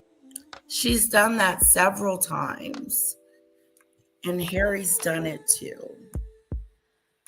Meeting and carry on with her own agenda. She discovered very quickly that in the royal world, nobody outranks the Queen, and her ego had led her into an incredibly embarrassing situation. Shortly after their wedding, Harry and Meghan attended Prince Charles's birthday celebration, but their visit was cut remarkably short due to Meghan's behavior. Throughout the party, she was visibly uncomfortable and made no effort to hide her displeasure at being there. Camilla overheard Meghan complaining that she just wanted to go home, and when she mentioned this to Charles, he made a swift decision. Rather than have someone radiating negativity at his birthday celebration, he would simply ask them to leave. Charles personally approached Harry with the now famous words, "Your car is waiting outside. It is time to leave." They had only managed to say hello to a few people before being asked to leave. The embarrassment of this moment cannot be overstated. Your father-in-law's birthday party, a family celebration, and Meghan couldn't maintain a pleasant demeanor for even a short time. Charles was trying to a swift decision. This is the example of always making a fuss wherever she goes. There's a problem. Look at this. She's complaining about the garden party. I don't want to be here. My feet hurt. You know, this is stupid. Why are we here, Harry? And Camilla overheard her complaining and told Charles, and Charles told them to leave. Excuse me, I hope I have that right. Correct me if I'm wrong.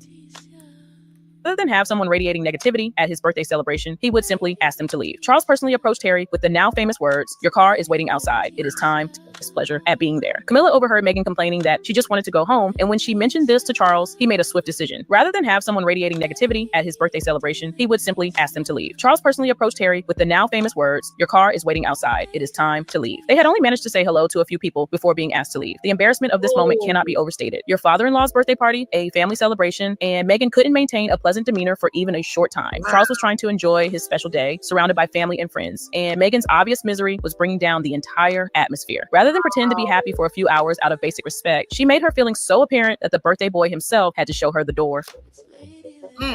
At Queen Elizabeth II's funeral, when the entire family should have been united in grief, Meghan was deliberately snubbed. She was seated far from the senior royals, placed behind candles, and visibly excluded from the inner circle. This was no accident or oversight. Royal funerals are meticulously planned down to every single detail. While Meghan wasn't physically removed from the funeral, she was strategically sidelined, which in royal protocol is essentially being escorted out in the politest way possible. Being in the second row, not behind the Prince of Wales and the Duke of Cambridge, but in the second row, even behind people like the Wessexes. Viewers around the world were shocked to see Prince Harry and Meghan Markle relegated to the second row during the Queen's funeral, but it got worse. They were also excluded from a state reception hosted by King Charles for world leaders who had traveled to London for the funeral. Harry and Meghan were reportedly initially invited, but the palace later decided that only working royals should attend. They were explicitly told that events like this are strictly for working royals, not for those who abandoned their duties. The message was crystal clear. You walked away from the family, now the family walks away from you. Even in death, the Queen's arrangements made sure Meghan knew exactly where she stood, on the outside looking in.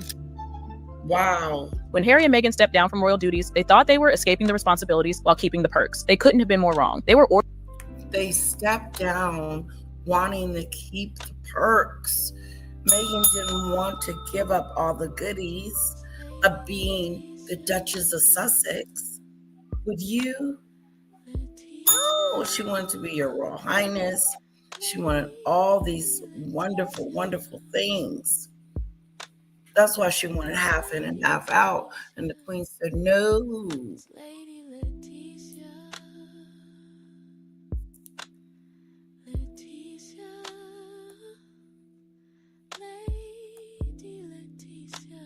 ordered to leave Frogmore Cottage and never come back. This was the ultimate rejection. A literal pack your bags and get out, we don't want you anywhere near us moment from the royal family. This wasn't just losing a house, this was a complete severing of ties. Overnight, a spokesperson for Prince Harry and Meghan Markle confirmed the couple was being kicked out of their Windsor home.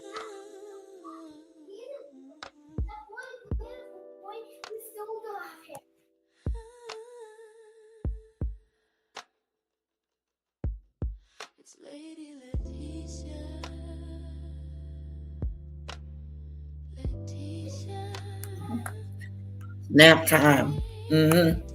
Nap-a-do.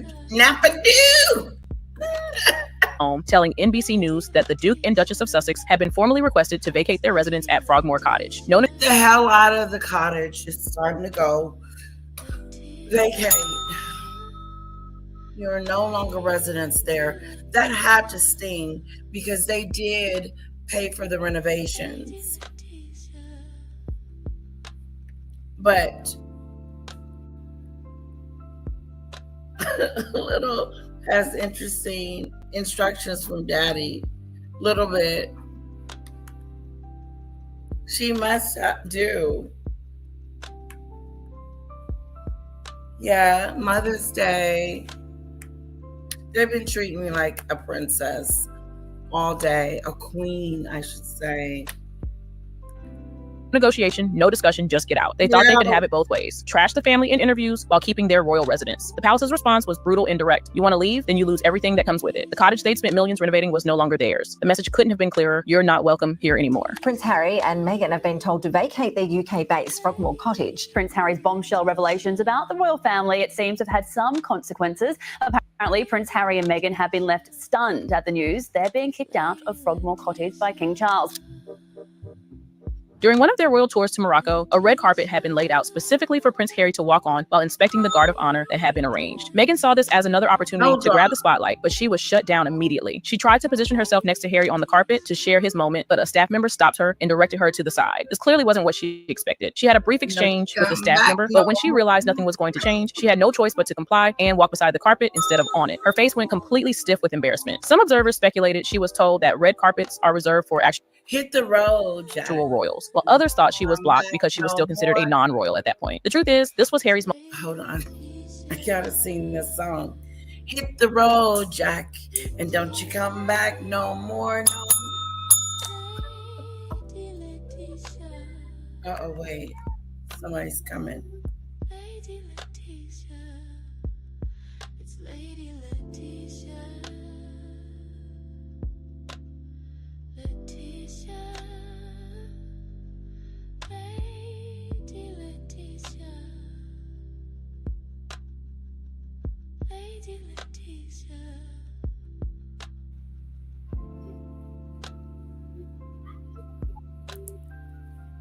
No, he is no. I don't believe that he can, Lisa. I don't believe that he can go back to royal duties. They have slimmed down the monarchy, and he's no longer a senior. Go show Daddy. Oh, we need to. Let me see. Let me see it. It needs to be charged. Tell Daddy. It's the charger by the bed. It's the skinny one.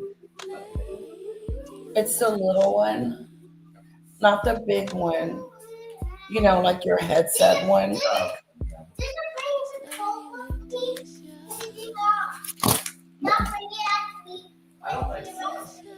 No, we didn't bring it. Because I thought it would be too much. It's just so much. Do you want some milk? Okay. We figured it out. What was we saying? This is a trip. Can Harry go back to being a... No, he is not. He can no longer be a royal. He is like Andrew almost. Not completely ostracized and, you know, exiled. But he can't go back to doing, you know, he stepped down.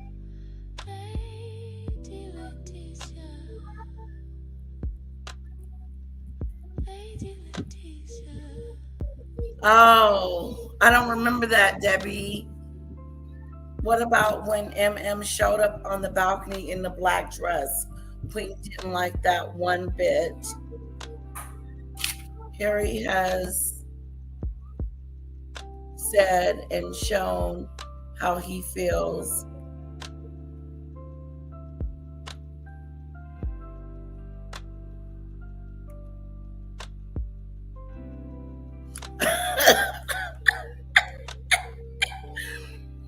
Debbie said, not bloody likely. Yes, you sure can, sweetheart.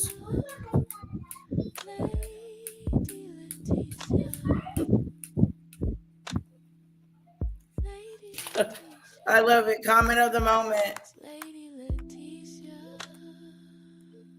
Moment as a prince to inspect the troops, and Meghan trying to insert herself into it was completely inappropriate. But as usual, she couldn't resist trying to make everything about her.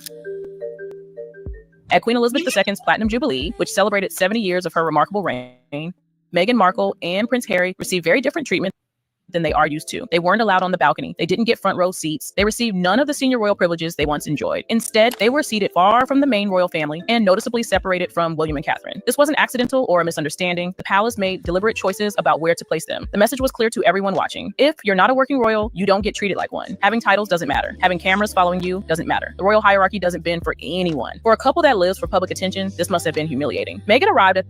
Ooh, remember this? Remember this moment? Let's reminisce for just a moment. They walked in there late. When they're late, Meghan, if Harry ever returns to the UK, I'll be waiting to welcome him with tomatoes. Oh, Maureen said tomatoes. Wow. And Michelle, she mocked the Queen and protocol from day one. Debbie, that was a cultural traditional protocol. No, on the carpet. That's horrible. He allowed her behavior to affect his future and that of his kids.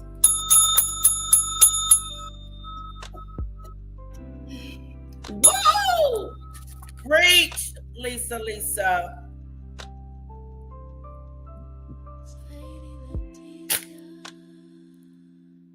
Preach, because she created this world of Hollywood for her kids, and they don't know who their cousins are, their family members are, their papa is, their grandfather, their cousins. They don't know. Meghan is keeping them isolated from their relatives. But we supposed to be like, oh my God, this girl is so wonderful. She knows how to make jam and stuff and chocolates. And, you know, she's a royal. Her name is the Duchess of Sussex. She knows how to dress. I'm just making up stuff. Like what? Look at this. They put her on the other side of the room. Did you see that? Did you see where William and Catherine was? They were on the other side of the room sitting behind some people. They said, when you stop being a royal, you stop getting the privileges. When you stop being a senior royal, you no longer get the privileges. Whoa! I know that hurt her feelings because you know she wanted to be on the balcony. You know she wanted to go to that dinner. You know she wanted to be with the who's. But she was kicked to the curb because she stepped down. What idiot would do that? What idiot? What idiot? What idiot? I'm going to step down. I no longer want to be senior royal. I no longer want to be your Royal Highness. I no longer want to be princess. Are you kidding me? Shoot. That's that dumb stuff. It was like, as soon as it was given to her, it was like she threw it right back in their faces. Like, I give you the Duchess of Sussex, and you turn around and make a statement that you're leaving and stepping back as a senior royal. Those were the choices they made for Hollywood.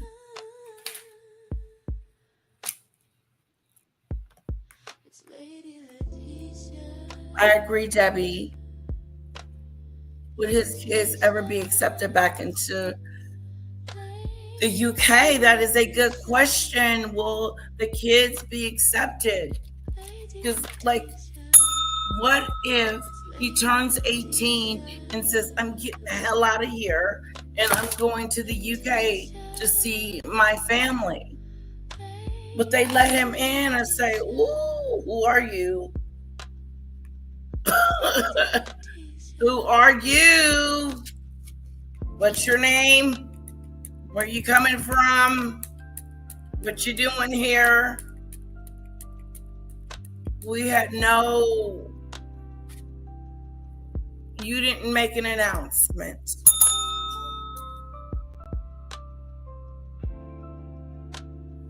Because I would be running when I got older, getting the hell out of there, away from them too. As quickly as possible. I'll be Googling it, chat GPT. What age do I need to be before I get the hell out of here? They'll probably be in college.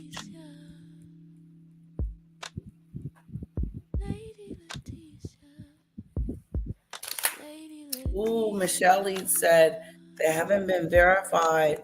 Happy Mother's Day, everyone. At the Jubilee, expecting royal treatment, and left with a public demonstration of her actual standing in the family. The Sussexes have become second-tier royals, seated away from the family's inner circle. The entire world witnessed them being firmly reminded of their new position. But the Sussexes are now very much second-row royals, taking their seats away from senior family members, as the monarch's line of succession moved as one down the aisle, a clear visual of what Britain's future will look like. After stepping down as working royals, Meghan Markle was permanently banned from all future balcony appearances. This wasn't just symbolic, it was a very public and permanent removal from royal visibility. The palace didn't even try to soften the blow or pretend it might be temporary. One day, Meghan had guaranteed front and center exposure at the most watched royal moments in the world, and the next day she was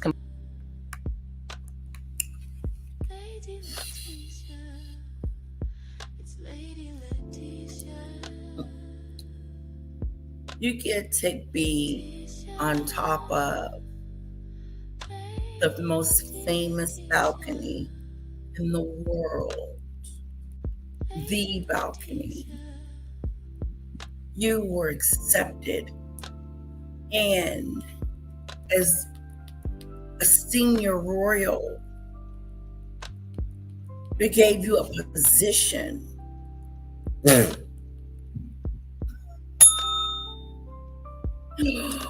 Woo! Wow, she's too busy trying to get the hell out of there. I would have been so focused on making sure that my husband's country was loving me.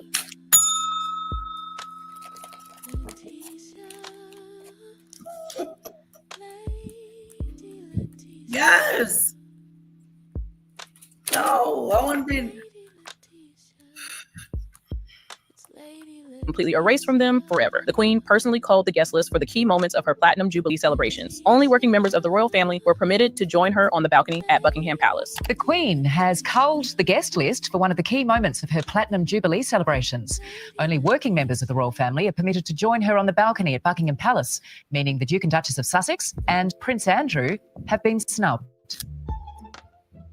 Meghan would have absolutely loved to attend King Charles's coronation because it would have been a massive spotlight moment for her, but she didn't show up. Reports indicate she was told not to attend because she was completely out of the royal circle, and her presence was deemed unnecessary, despite being part of the family through marriage. It would have been the appropriate thing to attend her father. She got an invitation. She got an invitation. And hello, 84. The Queen one day.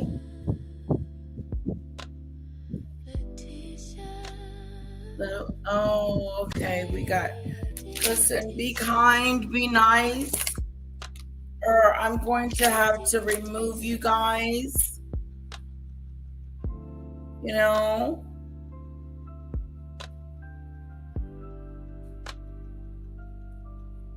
There, that's better.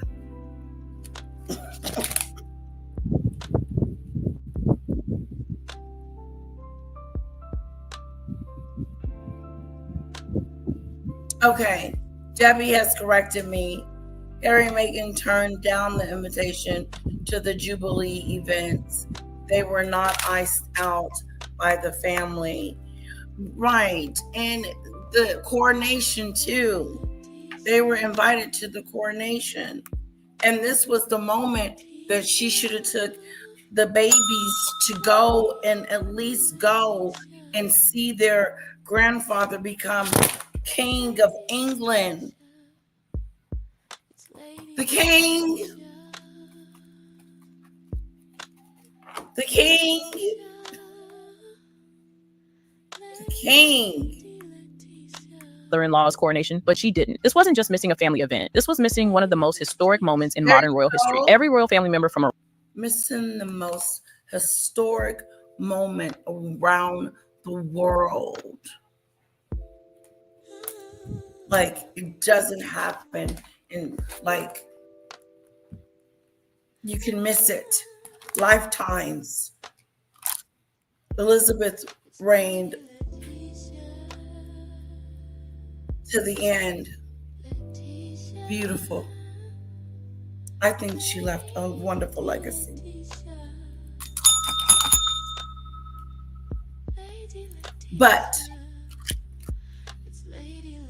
Meghan decided that she did not want to show up to the king's coronation after she had been invited, but she had some demands. She wanted to be on the balcony. She wanted to wear a robe. She wanted Archie to be a part of the ceremony. She wanted a robe. Am I right, Snowdrop? Because they took the huff that they have would not be front row, right? Exactly.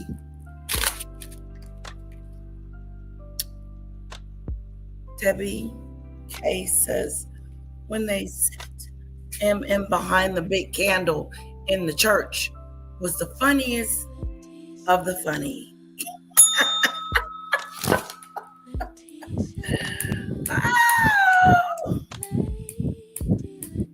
Woo! Well.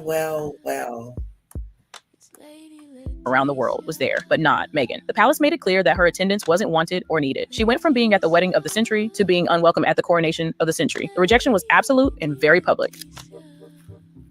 This story comes from Michael Secchi-Azzolina, a renowned maitre d' who has worked at several Michelin-starred restaurants. In his book, Your Table is Ready, Tales of a New York City Maitre d', he recounts what happened. No, I don't believe that. I believe she got an invitation to the coronation, and they were waiting for her to decide if she was going to attend or not.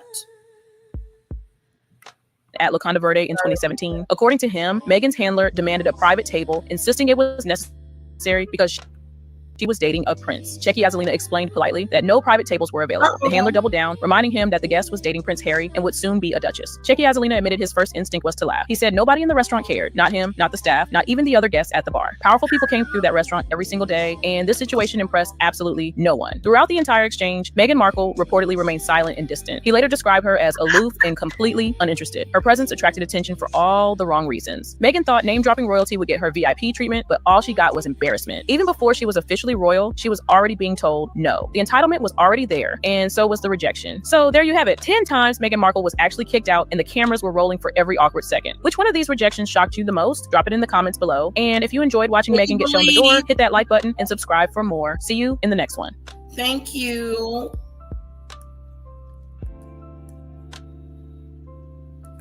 Unoriginal and more. Here are 10 times Meghan Markle was actually... Okay, hold on.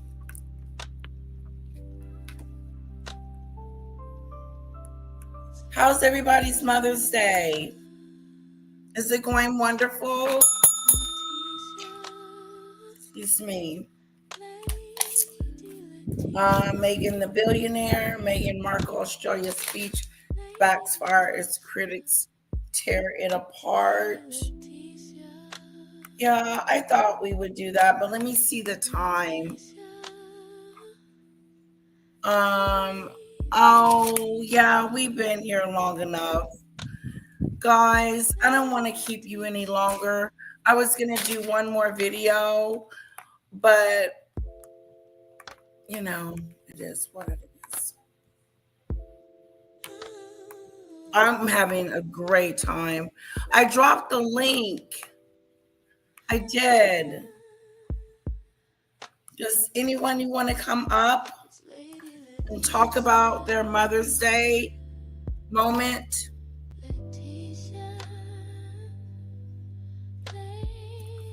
Let me grab it. I think I'm done. I think I've talked enough about these two for one day.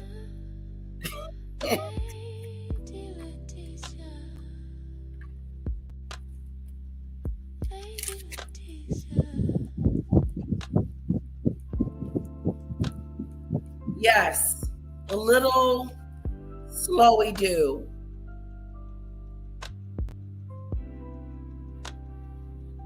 Then Henry was behind Anne's plum at the coronation.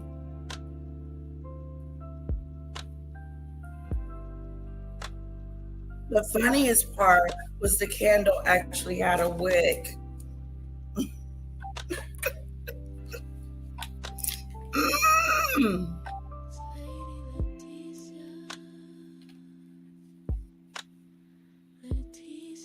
Okay, guys. Happy Mother's Day. Happy Mother's Day. I'm definitely taking a nap.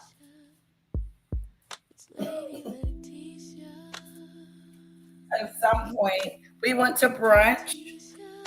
We went to brunch, and we were on our way to IHOP. We decided we wanted to go to IHOP, instead of First Watch. And Kara was like, where are we going? And she knew the area was weird. And she was like, where are we going? I don't want to go this way. I want to go to my regular place. I want to go to the pancake house. She said, no. It was a mess, guys. Like, I couldn't do nothing but I was a little bit in shock. Yes, this was great. I'm just chit-chatting now. Happy Mother's Day, Lizzie. Guys, thank you for coming. Thank you for watching the Mimi Show. I appreciate it. Right now, I'm just chit-chatting about my little one since it is Mother's Day. So, she was like, where are we going? Mommy. I said, we're going to eat. We're going to go get a chocolate pancake. It's just going to be at a different place. No. I want my big one. I want the chocolate big one. The one we go to. No. I said, oh, okay. Let's go get the one we normally get then.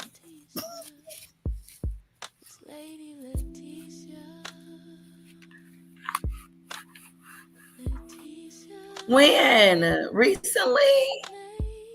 Did he? Debbie? Recently?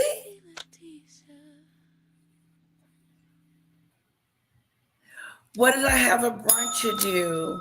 Okay. I like breakfast. So I had I go on the kids menu too. I don't get on the grown-ups menu because I can't eat all that food. So I get Kara's menu and I get the French toast or the waffle, whichever one I decide that week. And then I get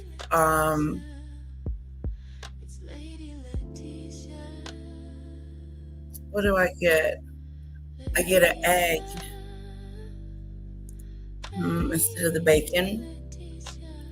And then I get some whole grain toast. I get the same thing every time. Whole grain toast, and a bowl of fruit, and I take little bits bacon.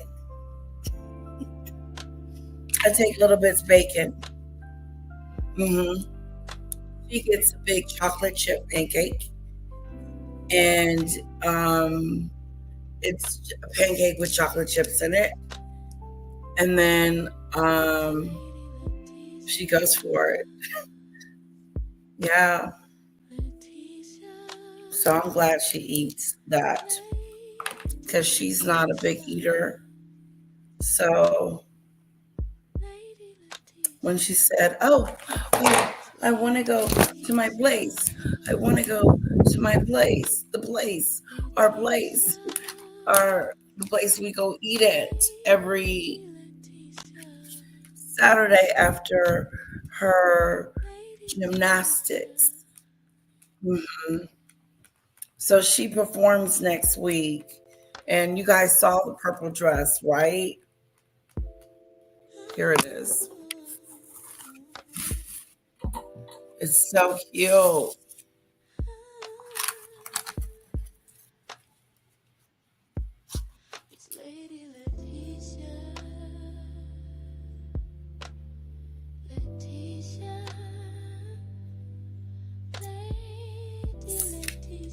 So they said you can just get like something rainbow, but that was what was requested to get, and she can always wear it to class. So I'm glad we got it.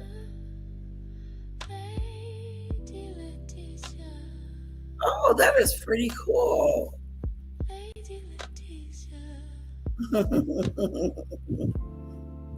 The king is thinking about his grandson.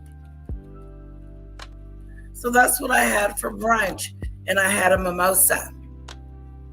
A cranberry mimosa, which had me a little feeling good, I should say. The champagne itself does it.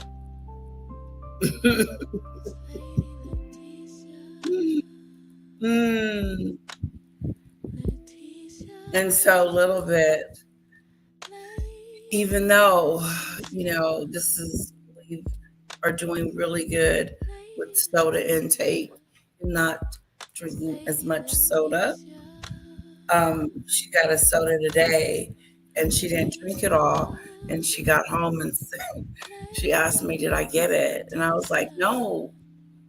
I said, no, I didn't bring it home. You didn't need it. You drank enough.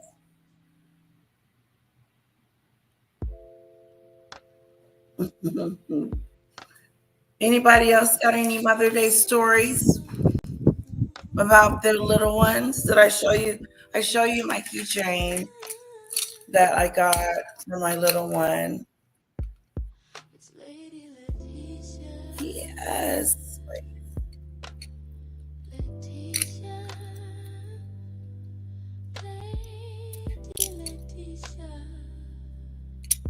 Anyway, there she is. She says, I graduate. I said, you do what?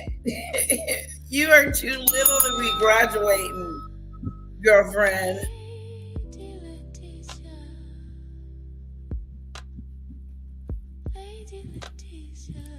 Oh, wow, Michelle Lee, sorry about the IHOP experience that you had. Yeah.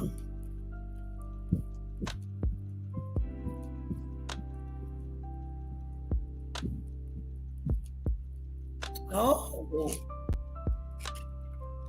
Michelle Lee.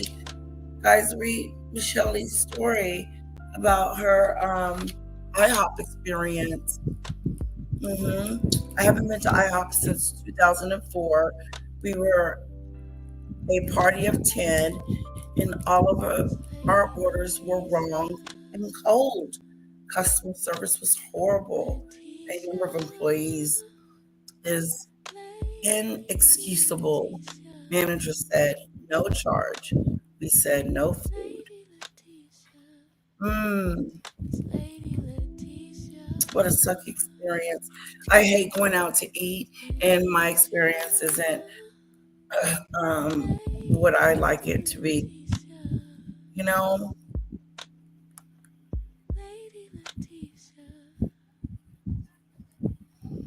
Wow. My daughter hires a private chef for Mother's Day. I have something for my mom. So if we go tomorrow, I'll give it to her. From Kira. That is so nice. Ooh.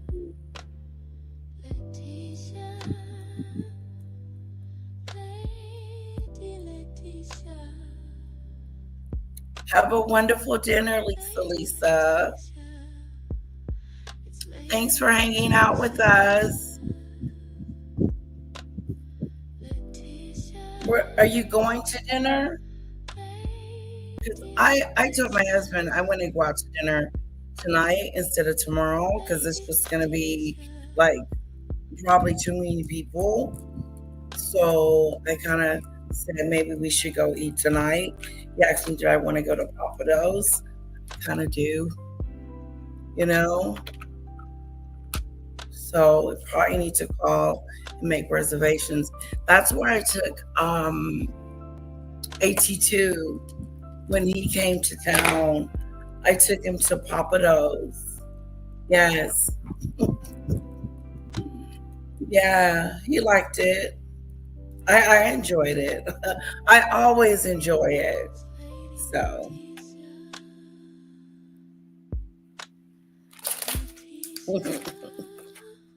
But yeah, that's where he asked me. He said, "Do you want to go there?" And I was like, "Yeah." And then I was like, "Well, maybe we should just hang out at Mom's tomorrow. You know, go to my mom's house."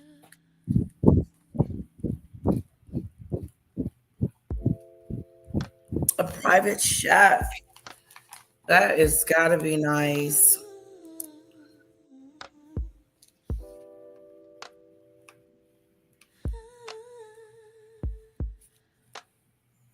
I thought I dropped the link. Is this going to dinner?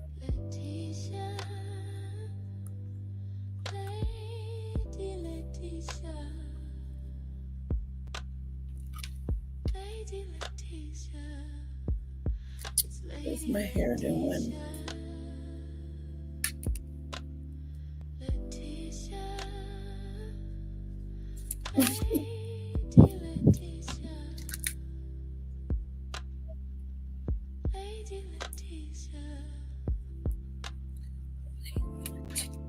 Okay, guys.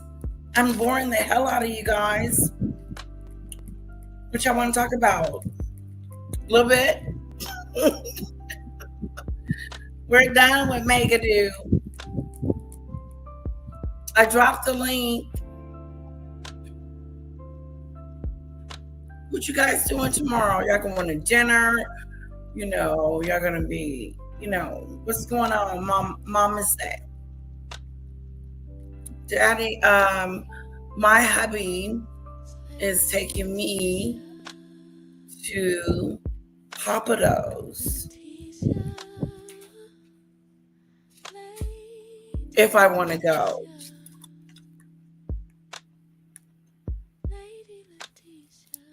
I'm in Shreveport and the weather is bad. Ooh. Thunderstorm and rain canceling outdoor dining. You know what? Save on money. That's what I say, Michelle. But I love the private chef. Do you know what you're going to be eating?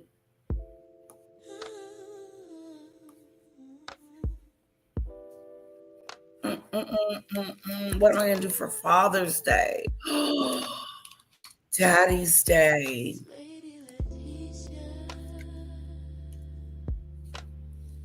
Thank you, Maureen. I appreciate it because I never know, and I get tired of it sometimes one way, and I get bored, I was talking to my husband's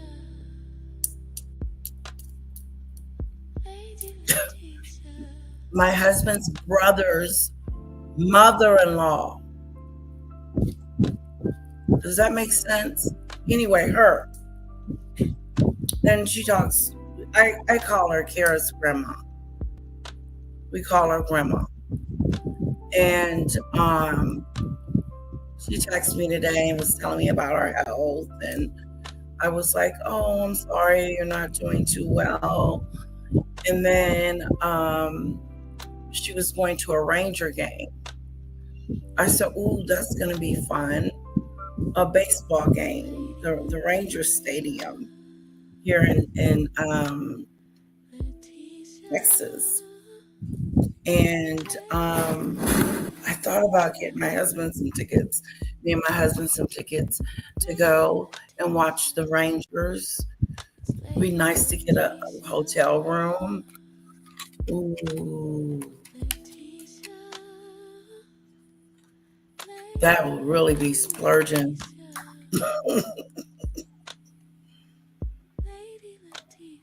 My in-laws, Polly. Yes, exactly. Polly, come up if you can.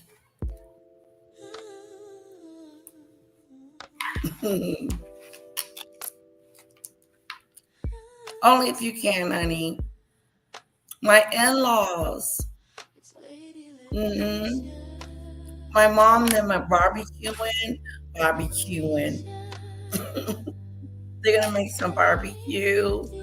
I think they're cooking it today. And I kind of mentioned that I said I may stop by tomorrow. I might.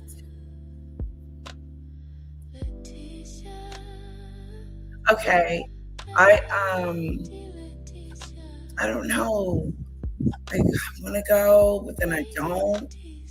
But then I do because they want to secure.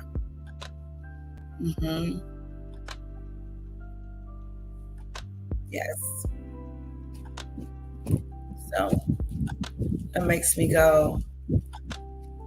Yeah, yeah. And then I want to get my mom a gift card to Bath, Body and Beyond. I think it is. That's the name of it. I want to get her from Kira. Yeah.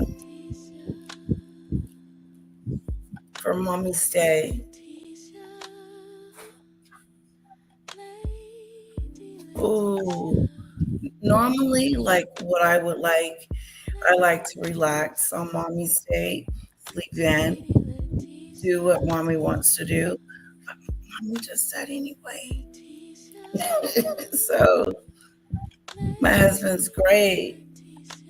We work as a team, and we're good as a team. I remember we were at this. We were at, where were we? God, I can't believe it. This arcade place, and this little guy was standing next to me, and I think Eric was my boyfriend at the time. Hello, Polly. Hi, honey. How are you? Great. How are you? I'm okay. It's been a while. I've missed you. I know, right? I know. You don't have any little ones, do you? I'm sorry? You don't have any little ones, do you? No. No, you're too young, right? I'm not too young. I'm 35.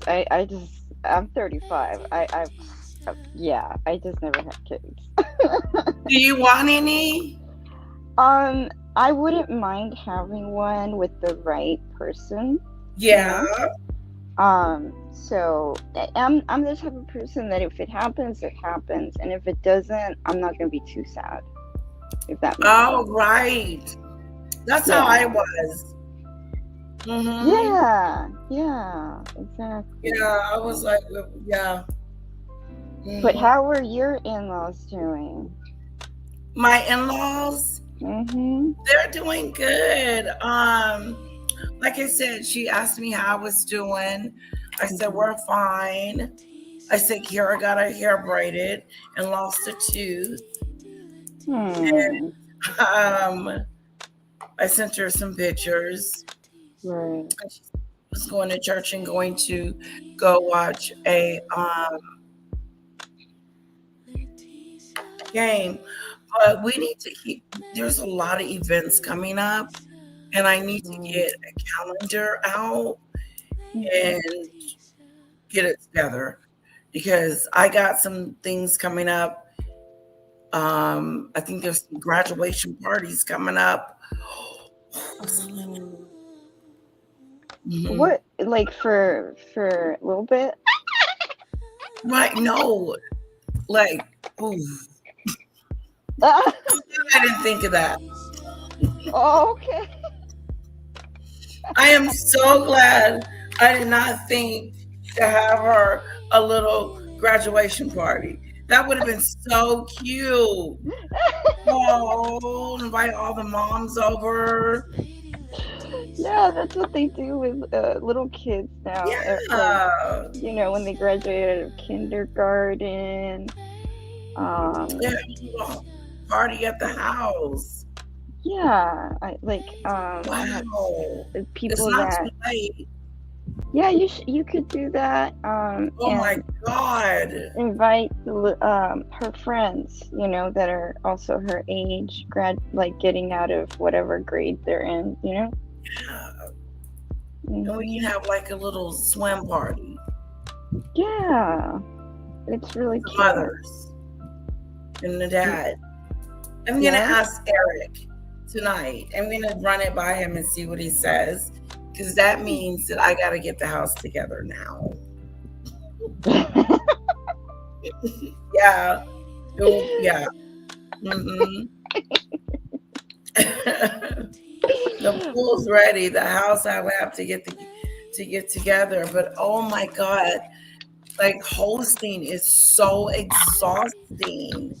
Oh yeah. My God, like I did it once for Kira. I invited all our friends over, and I had them some goodie bags and some food and whatever. And then we went swimming, and it was fun. But it was exhausting. Right. And that was a long time ago. I haven't done it since. It kind of sucks. It's really fun though. I don't know. I'm the same way. I love it when I put myself and I'm like, okay, I'm gonna host this party. I have a lot of fun preparing for it. Yeah. The decoration. It can be. Yes.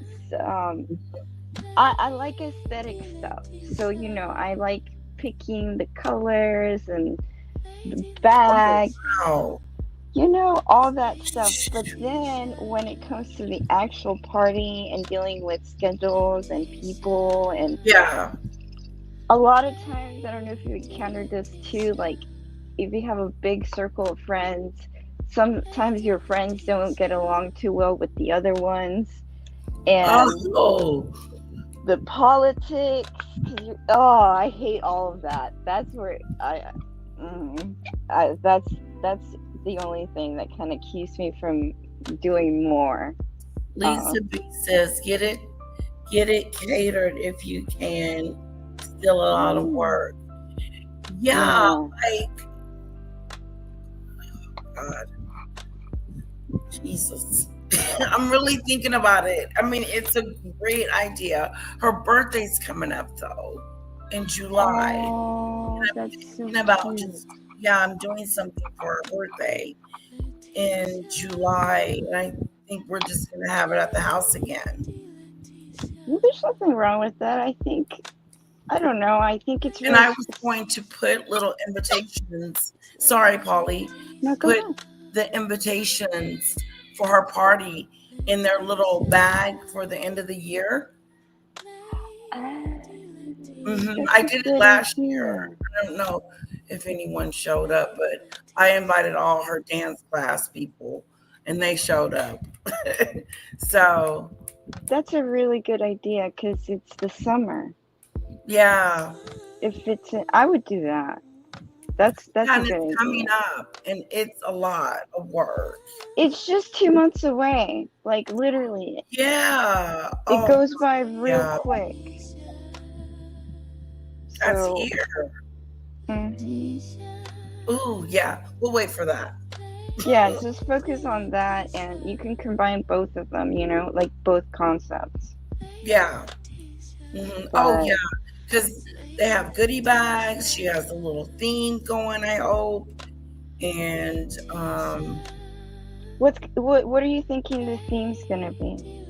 Well, she mentioned the K-pops, the little 3 girls. Yes. Which one? The ones that sing that song, Golden. K-pops, and then this other character, I forgot she mentioned. I got to figure out which. Like Korean pop? K-pops? Yeah, like Korean pop or Yeah. K-pops? Oh, okay. A lot of the younger girls are really into K-pop. She likes that song and the cartoon. There's a Yes. cartoon. Yes. Yeah. Yes. Yes. Yes, I like that song too, actually. I do too. Yeah. That's gonna be cute, though. That's gonna be really cute. Yeah, Michelle. I thought about having her birthdays off away from the house this year. You know, just to have it away from and have it at a location, like not a museum, but somewhere fun, right, where they can just really have fun.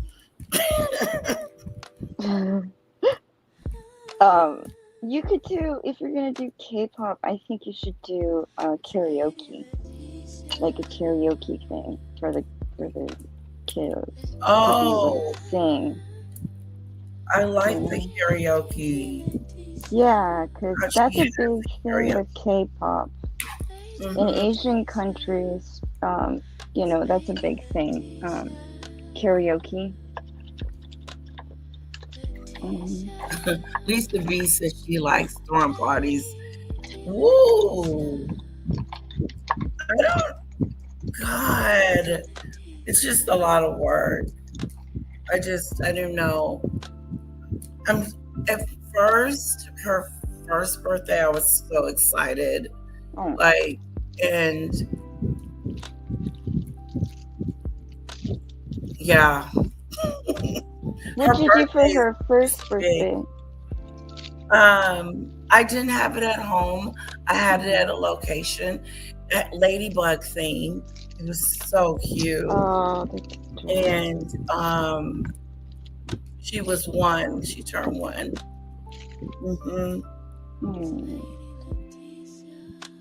How old is she turning this year?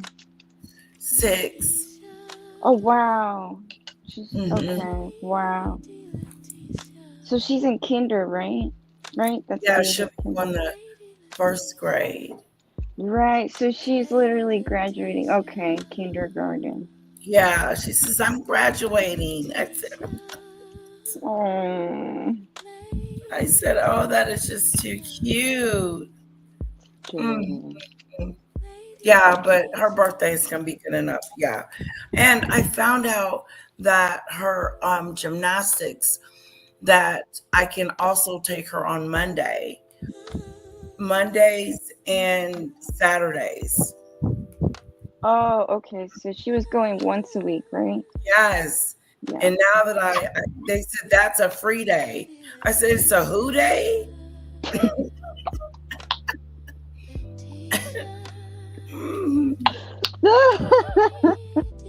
That's a free day. I said a free day. Yeah, you can come. Anybody can come or whatever. And I was like, well, we'll be here. We're going to start coming. And then maybe if I can get her into swimming.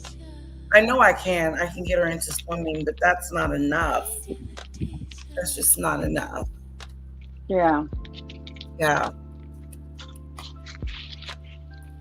I mean, swimming is, but then again, it's so hot. I don't know. I worry about the kids in the heat.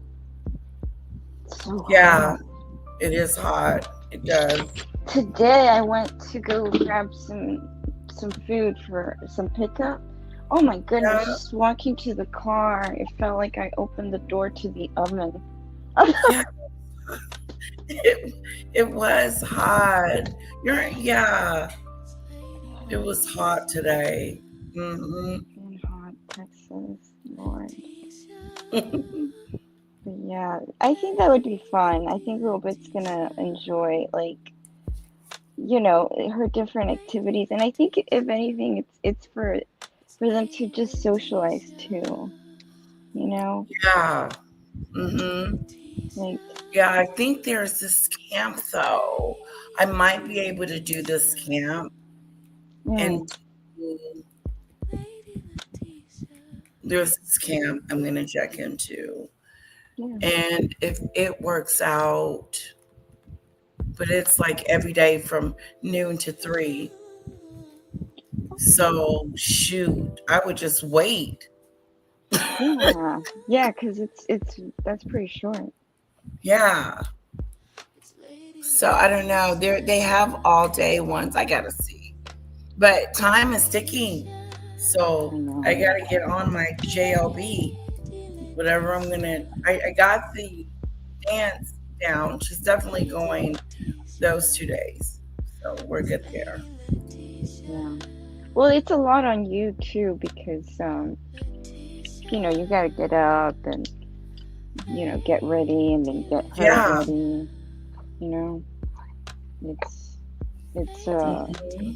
It's kind of like a little you have to get used to a different routine. Right. Yeah, with her too. Exactly. She'll probably sleep in. I can see it. Because mommy will. If mommy's gonna sleep in, so is baby. Watch.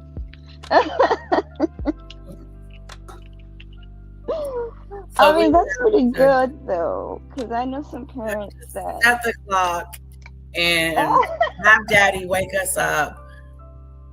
He does eat like Saturdays because we have she may get up before me, depending on what time she goes to bed the night before. Like, it just depends. And this morning she got up early. Anyway, she got up early this morning. And I'm still asleep. And my husband's like, okay, it's 10 something.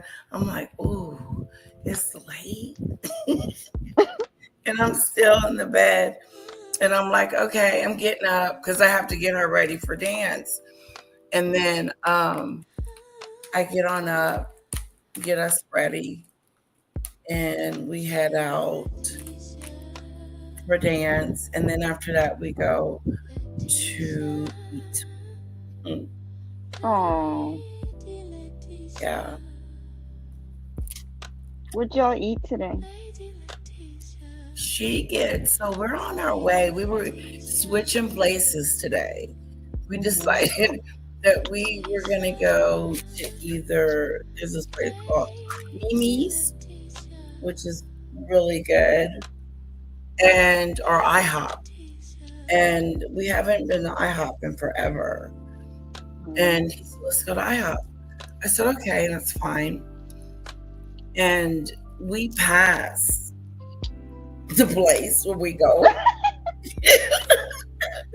every week. And she said, Mommy, where are we going? No, I don't want to go nowhere else. I said, we're going to go to IHOP. I don't want to go to that place. I want to go to the chocolate pancake place where I get my pancake from. I just was laughing hard. I was like, how does she know? How does she know? She's smart. How does she know? Just really like, no, I know. Very adamant about where I want to go to our place, the place that we do every Saturday. I said, honey, take us to our place. Oh my God, that's a So we went to our regular place where she got her chocolate chip pancake. And yeah. She's busted. Yes, very much so. Yeah. I love that. Very much so. And I want to go here. Yeah. Yes, ma'am. She was like, no, where are we going? This doesn't look like the place we normally go to. Right. But okay, calm down. We're going to go. We're going to go to our favorite place to go eat. We were just trying to do something different. And we told her that IHOP has a chocolate chip pancake. No. When she gets hooked on something, it's like chicken nuggets. They have to be from McDonald's, but now she doesn't even eat them anymore. Hi, Stormy. Yeah, she doesn't even eat them anymore. Oh, she got tired of them. She got tired of them, and so now she eats chocolate chip pancakes. Now she eats chocolate. Yeah. I think kids are like that though. In general. She's a mess. She is like, I tried and tried to give implant input other foods, and I tried to starve her out. No, you gotta eat this. Oh my God. No, I'm not eating that. No, she would not do anything to eat other foods. So, like her lunch bag is specific. I put 2 chocolate chip pancakes in there for lunch. And then I put some chocolate brownies. And then she likes crackers. So she wants crackers one day. And every now and then she might eat the fishy. And then what else do I put in here? Some cookies. And the cookies, she won't eat she'll just eat the pancakes, and that's probably it. And maybe the muffins.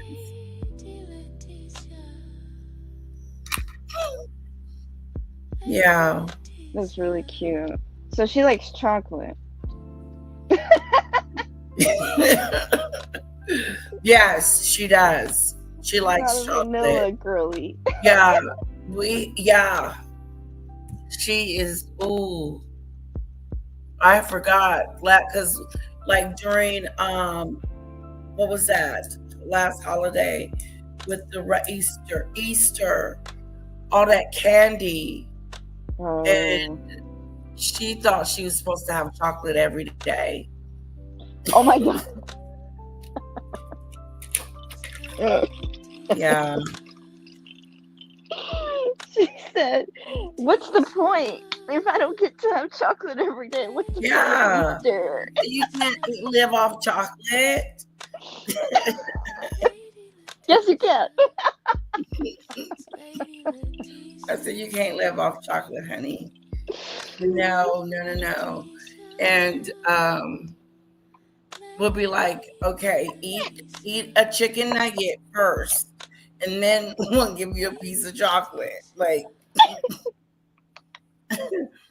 no deal. I said, well, you're not getting any chocolate. So that's how the argument starts. Oh my gosh. And we usually win. Right. He's fussing, and his owner is looking him right in the face.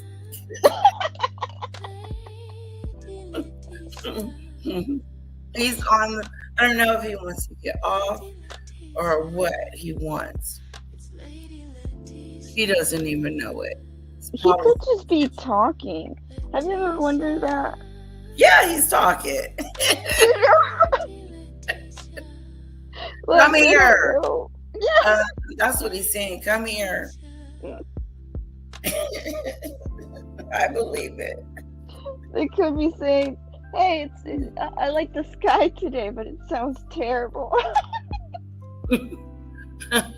Okay, I have to give her vitamins. Right. Yeah, definitely vitamins. But when she goes to her pediatrician, which I need to see if she needs to go in for an appointment.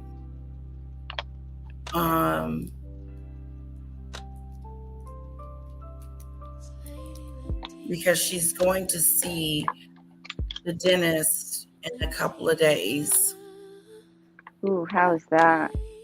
I hate going because we don't do good. Oof. You can tell she's been eating sugar. Oh, okay. Yep. Is she one of those kids that's scared of them? No, I don't think so. Cause we go and she goes and gets them clean. So it's time for her to go get them clean. And I need to call them. But that's good because okay. She does okay with them. Yeah, you would know if they get scared. Like Yeah. I've seen kids that are really scared and like they scream from the parking lot. Yeah.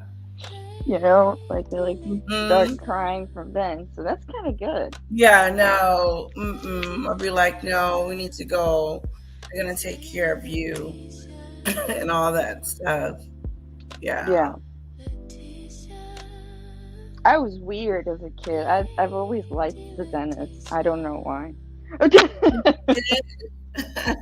Yes. I think I was like you too. Now I don't. Like I have to go Monday. I have an appointment Monday. Yes. For your yearly? No, he's doing something to this side. Yeah, he's doing something to my teeth. Yeah. He's doing a replacement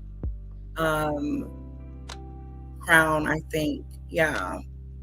Oh, those are important too to get under control. Yeah. I have these weird random phobias, right? I get scared of I've always been scared of having like some kind of oral or like tooth infection that would affect my brain. Like, have you heard about that? Like how, you can have like an infection in your mouth. Can get an infection. And it can like poison your blood. Yeah. And you wouldn't know it. It's kind of crazy. It is. It really is. Like one little tooth could I know. kill you. She's cute when she's brushing her teeth. That's adorable. Okay, How is the tooth fairy? The tooth fairy came. Yes. Let me tell you about the tooth fairy. So the tooth fairy came one morning and Daddy said, look under there. Maybe something's going on with the tooth fairy or something like that. And she looked under there and she got a $1. $1. And I was like, ooh, the tooth fairy was cheap.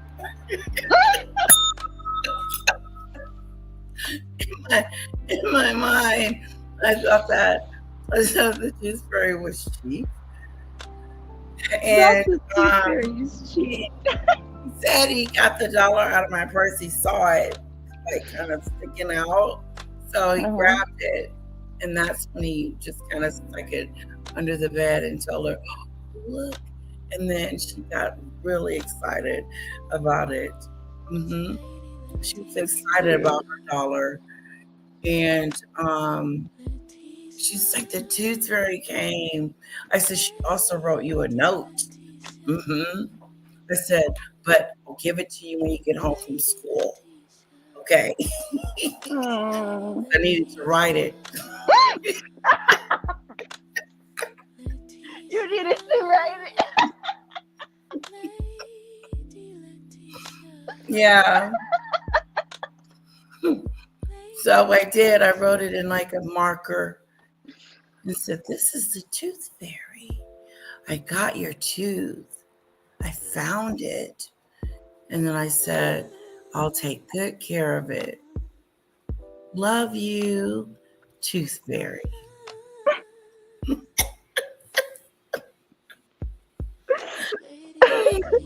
What did she say? She's excited. She got excited.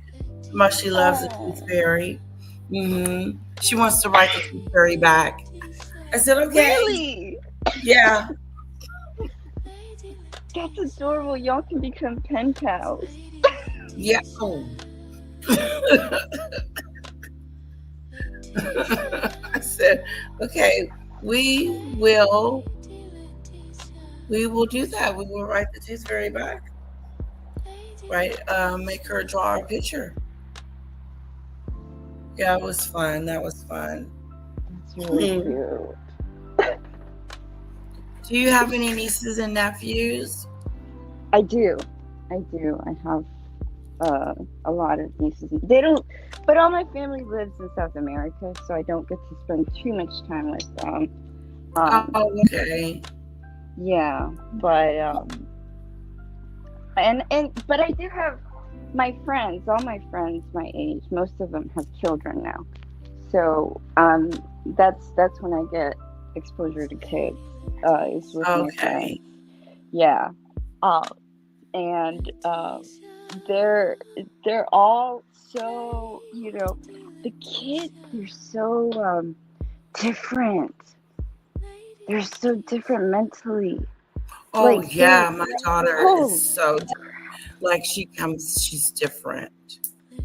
She is so different to me. It's so they're so smart with the technology.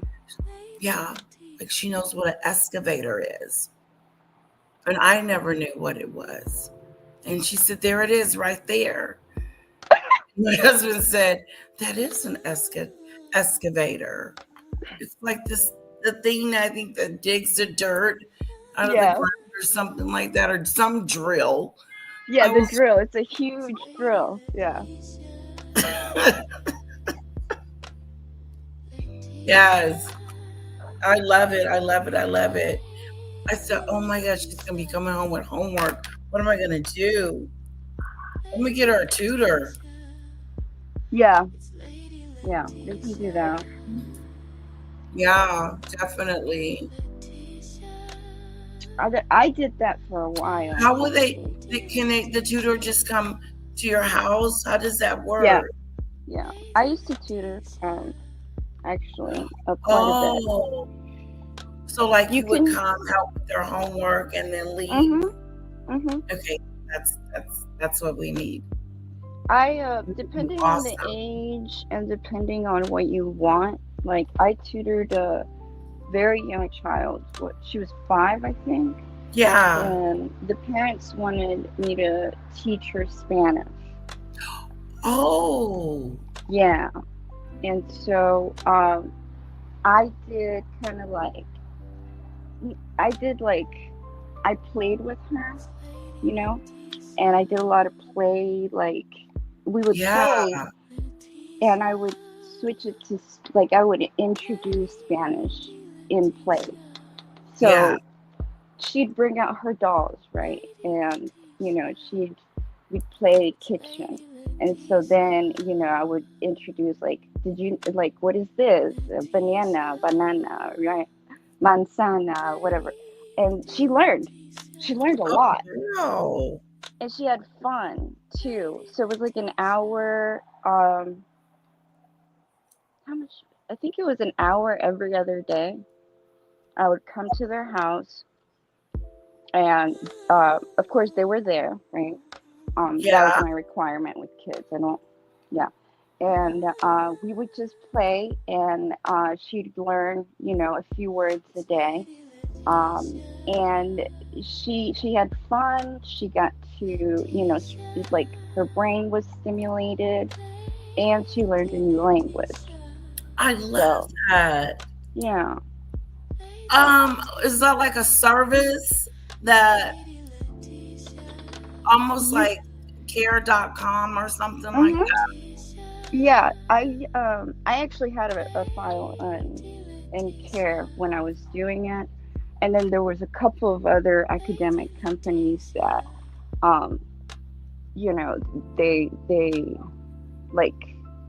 they had a website and you could put your information and you paid them a cut and stuff like that. So Okay. you can find tutors like that. Okay. Yeah. Of course, like, just, make sure to interview them. I interviewed with the parents and everything, just to make sure that, I give my background check and all that stuff. Yeah. So you have somebody that's Yeah, that's why I safe. probably go with a service that Yeah. probably already does that for sure. Right. And I can check. That would be great. I would love for my daughter to speak Spanish. That is like a dream of mine. Yeah, all her toys, like most of her toys, they're both Spanish and English. Oh, that's Yeah. a good way to expose. Yeah, that's a good way to Most expose of them. It's about, so there is an age, I have to check.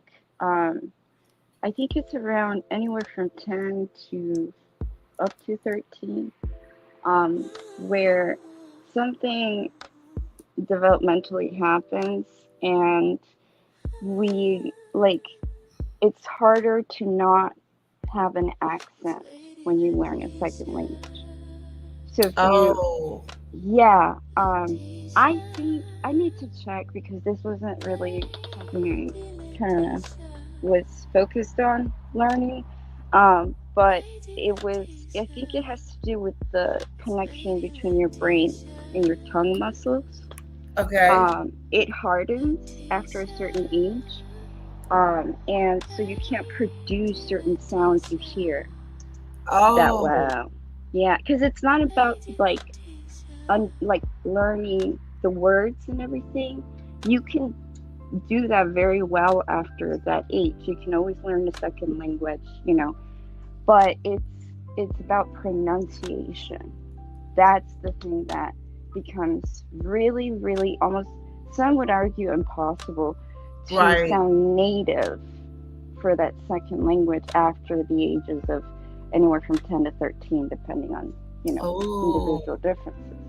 So, for example, I came to America when I was 8, turning 9, and that's why you don't hear any accent in my English. But this is my second language. Oh, like, I want that. I want someone to come in and teach her Spanish. I would love that. You should Google it. I'm sure that there is stuff. Yeah. You should. I'll try to see if I can help you, but you should kind of Google that. I really like that. Yeah. I'm going to definitely check into that. Sounds like, yeah, I think she would love it. And it's important because, so that's one reason, you want to get them to get exposed to stuff before that age, so that it's going to be easier for them to retain. But also, if you get them to engage with a second language when they're having fun, it'll really stay. Like, they don't realize that they're learning a second language. Right. And it just becomes part of them and their play. And then they'll remember things better and everything. So it's a really good strategy versus having them sit down in a classroom. You know what I mean? Yeah. I can't wait to check into it. That is going to be awesome, because when I was pregnant with her, I was taking Spanish lessons. I don't remember nothing. Yeah. I don't remember anything. He was really good. He was really good. And for some reason I didn't continue, but he was good. And I was learning a lot, but I didn't keep up with it. And that's the thing. If you don't keep up, if you don't practice it, you'll lose it. Right. I'm sure if, like, I got it back in front of me and started reading it, because we were doing it as reading, like I was reading it. Right. Yeah. It was really good. So, yeah, I think I really would like that for her. I see think her being you able should to. download like Duolingo or something. It'll Mm-hmm. start to bring it back to your memory. Right. Exactly. I think I got a folder in my laptop here somewhere with all the information, all that he used to give me, and I would have homework.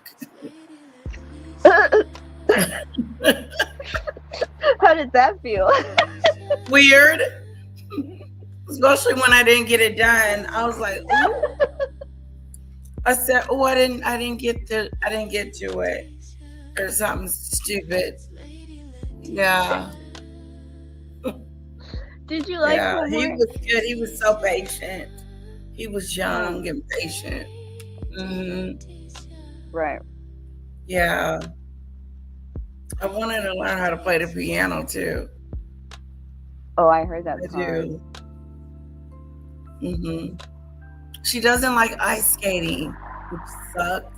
Like, I wanted her to learn how to ice skate. And then I said, well, maybe we'll try it as she gets older. And I talked to her about it. And she says, no, I don't like it. I said, okay. I said, well, maybe we'll just go and just have fun on the ice, just me and you, without, signing her up or whatever. Right. Yeah. And you know what? Honestly, my sister said that I can have an agenda every day with something we're doing. Yeah. Ooh, I'm going to be exhausted. We're going to have one of them days where we do nothing. Oh, yeah. Friday. Well, you could do, depending on how, you could see how it goes, but you could do something like do an activity, like, I don't know, go to the museum on Monday, right? And then on Tuesday, you guys can have a day at home, and everything that she learns in the museum, you guys can talk about it and stuff like that. So it'll, like, the memory will sit. Right. So you could do like an activity and then the next day a rest. An activity and then the next day a rest. Museum. The museum is like a playground for them. I was like, whoa, this isn't your regular museum. This is like Kids Central. Yes. That's when I went and was chaperoning her class. Oh, that was what museum did you guys, I mean, not specifically, like, I don't need to know that, but I mean, like, was it an art museum or a science museum?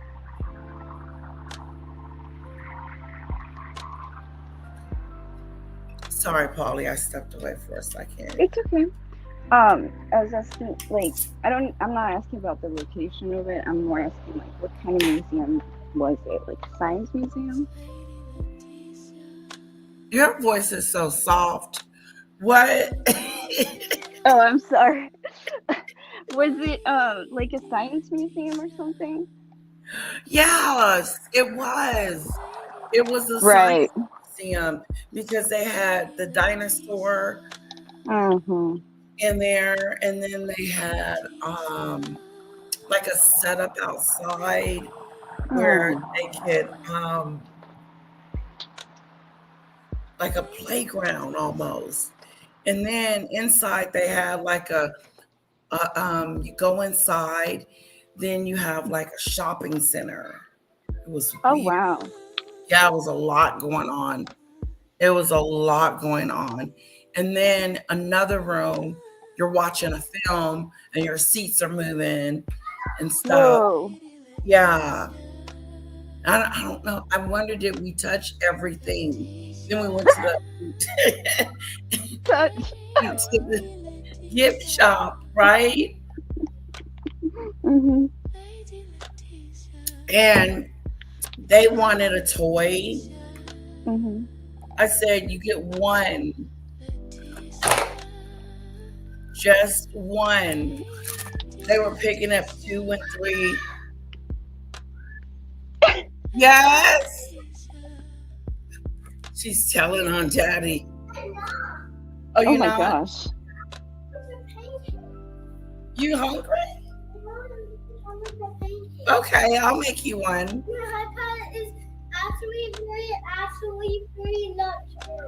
You want a chocolate chip pancake? Okay. Okay, can you be careful with it? Okay. Did you just ask for a chocolate chip pancake right now? Chocolate chip pancake. Yep. Mm-hmm. Yeah, Daddy's gonna make you one. Don't break my fan. Oh.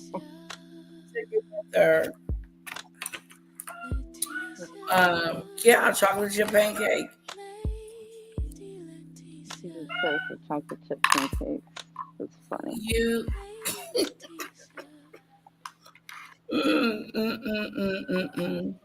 So, Polly, what are you doing to? What do you do for work? Oh, so I recently started with a new company. I'm a patient advocate, so I work with I kind of help people that need to navigate paying their bills, and I work for a company that's a telehealth company. It specializes on the technology, like patient portals, like anything that it has to do with communication between healthcare professionals and the patients. And I work at home, right? I answer calls for when you have like questions about how to pay your bills, questions about how insurance works, all of that process of you just went to the hospital and now you have to pay and manage your follow-up and all that stuff. Yes, your copay, your deductible, meeting your deductible. Yeah. It's something. Yeah. All the health stuff. So it's kind of perfect though, because I previously I was in the past, I was a licensed health and insurance agent. So I spent a few years just on insurance and helping people with their like when you call the back of your card, I used to do that. Like answer questions. Yes. Well, you know, like if you have like United Healthcare, right? And then you have your card and you have questions about, your insurance. Yes, the insurance. Yeah. Itself. Okay. Yeah. Yeah. I worked for one of the insurance companies. And that's interesting. Yeah, I didn't sell insurance. I'm not a good salesperson. I'm not a business person. I'm not a good salesperson either, unless it's a pair of shoes, nails, or a Coach bag. You know, like certain things I love. Like I really, really like. Yeah. Like what is your favorite what is your favorite handbag brand? Coach. Okay, so I was gonna say, is it Coach, because you mentioned it. All right. Yeah, Coach Why? is my favorite. It has a lot of class to it. It here's a bag. Oh, I like that. Yeah. I like And that. I bought this when I was pregnant with Kira. Nice. And then let's see. I bought this when I was, but my closet is full of Coach. Okay. So, no matter what bag I would have had with me, that's my little wallet. But I love it. I love Coach. The quality. Mm-hmm. It's one of those brands that'll never go out of style. Their purses, to me, is a handbag that is timeless. Like, like I've had that bag, and I switch out, but I've had that bag for some years now. Oh, wow. Since Kara was born. Yeah. And she's turning 6. So yeah, that's gonna be 6 years. Yeah, I bought it because I was gonna try to use it to like carry like as a tote to keep her her milk and stuff. So I would carry it sometime in that. But yeah. Right. So okay. Do you think I had this conversation with my friend? Because I'm a fashion girly, I'm a makeup girly. I like all that stuff, like a lot, like too much. I have too much makeup. Really? Yes, I do. I used to do other people's makeup, and at some point, as a side gig when I was in my 20s and hustling, I did makeup for brides. Yeah, makeup and that hair is for brides. awesome. I had so much I fun. love getting when my daughter's birthday party, I like getting my makeup done for it. Yes, it's But so I don't much know if I'm fun. gonna do it this year. I think I'm gonna do it myself. Yeah. I mean, I like getting my makeup done too. To be honest, I like both. I like doing my makeup, and then I like having it done. I grew up with a lot of that stuff because my mom, she was in the industry, so Only do like special occasions, like her birthday or usually her birthday. Someone's birthday. Did you do your makeup for your wedding? I did. Really? I did my makeup for my wedding, yes. And I didn't think to secure that. You know what I'm saying? How stupid of me, because I would have liked that, Oh my gosh. You know what? I ended up doing, like the lashes and I did my own makeup. What did you do? I didn't do much. I just put on some mascara. Or no, I had on fake lashes and the foundation, eyeshadow, and what kind? This color. I believe I had on this color. Oh, okay. Yeah. And I like MAC and Maybelline. Those Maybelline. are, I like Maybelline. Maybelline. I like Maybelline's, what is it called? Their eyeliner. Not the one. Oh.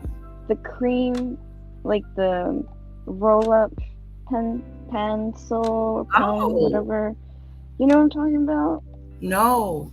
It's not the pencil that you sharpen. It's the other one that you roll, like it. You twist it up. It's like a cream.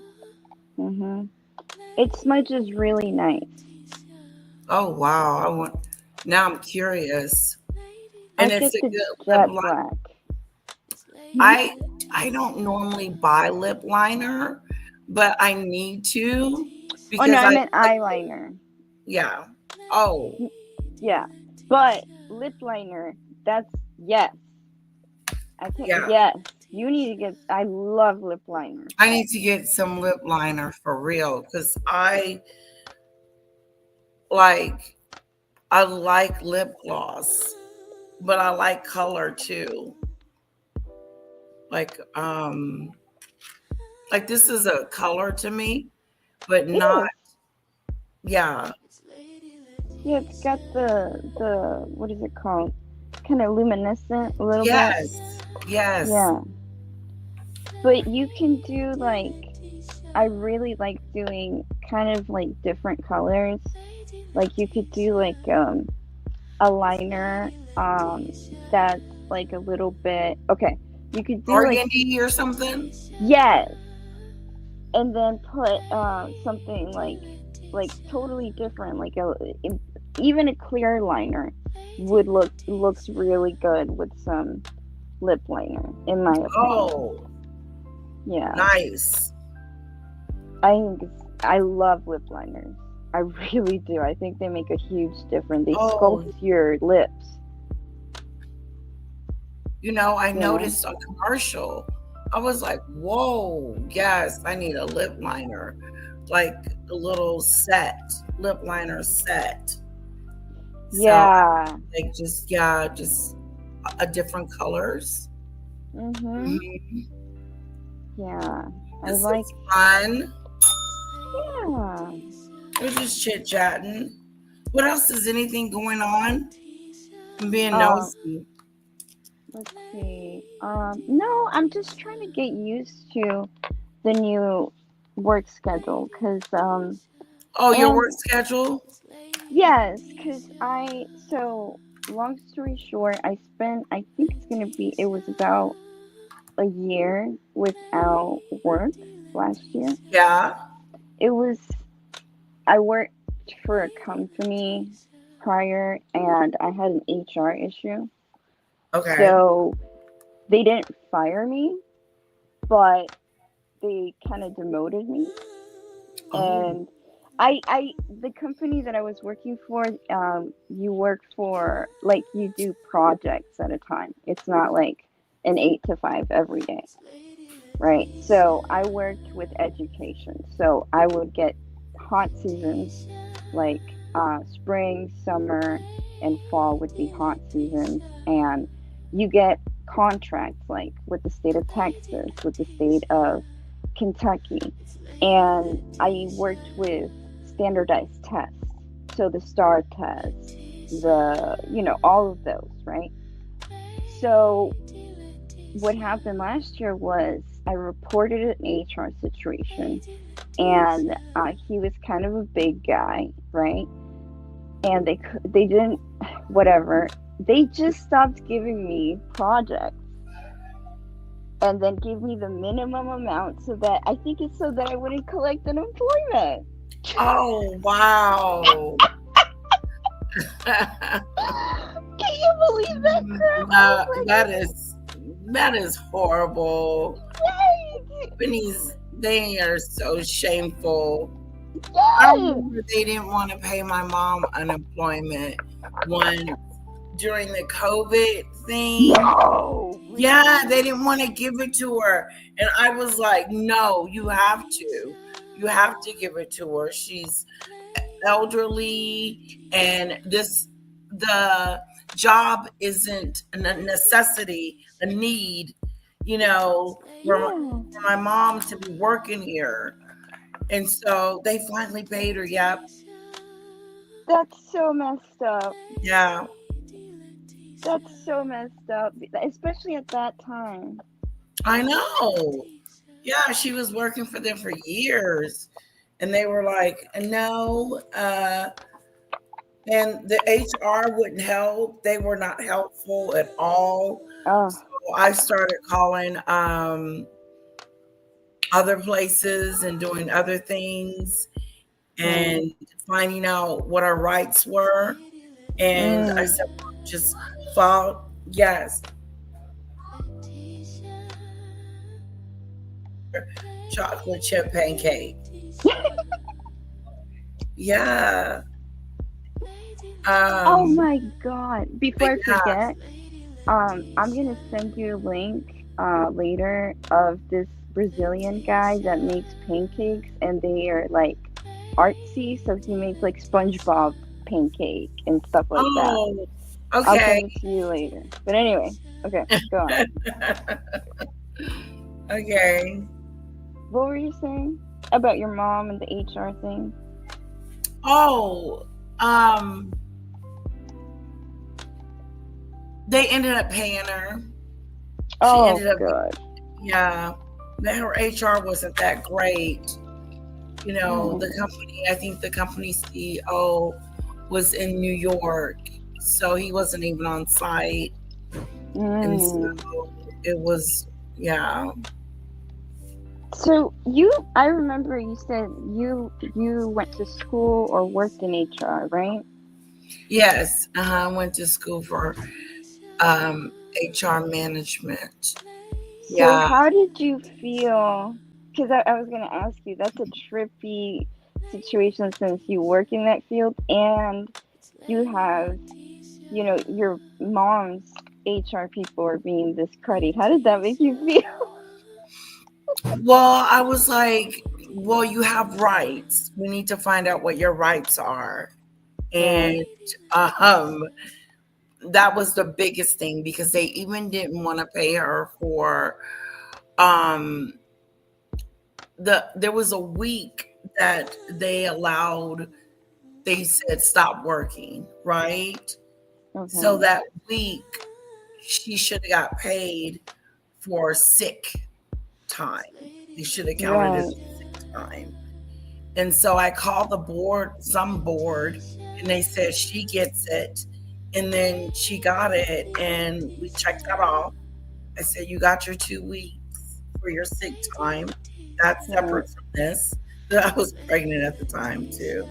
Oh, wow. And then I said, let's work on getting your unemployment because you can't work. I said, it's just not going to work. You can't work right now. Not with this pandemic going around with your age and so it took a while for her to get approved, but she finally got approved for it. And it was good. It was good for my mom. That, thinking about the pandemic doesn't that feel like it was a different world? Hell yeah, it does, because I was pregnant then. Oh my gosh. Yeah. Like I would have waited. Right. Like I would have waited a year or something, or waited until after to do it. But it happened like so fast. Like I was pregnant and there was a pandemic, and I was like, honey, you can't work and go into the office and come home with that, and I'm pregnant.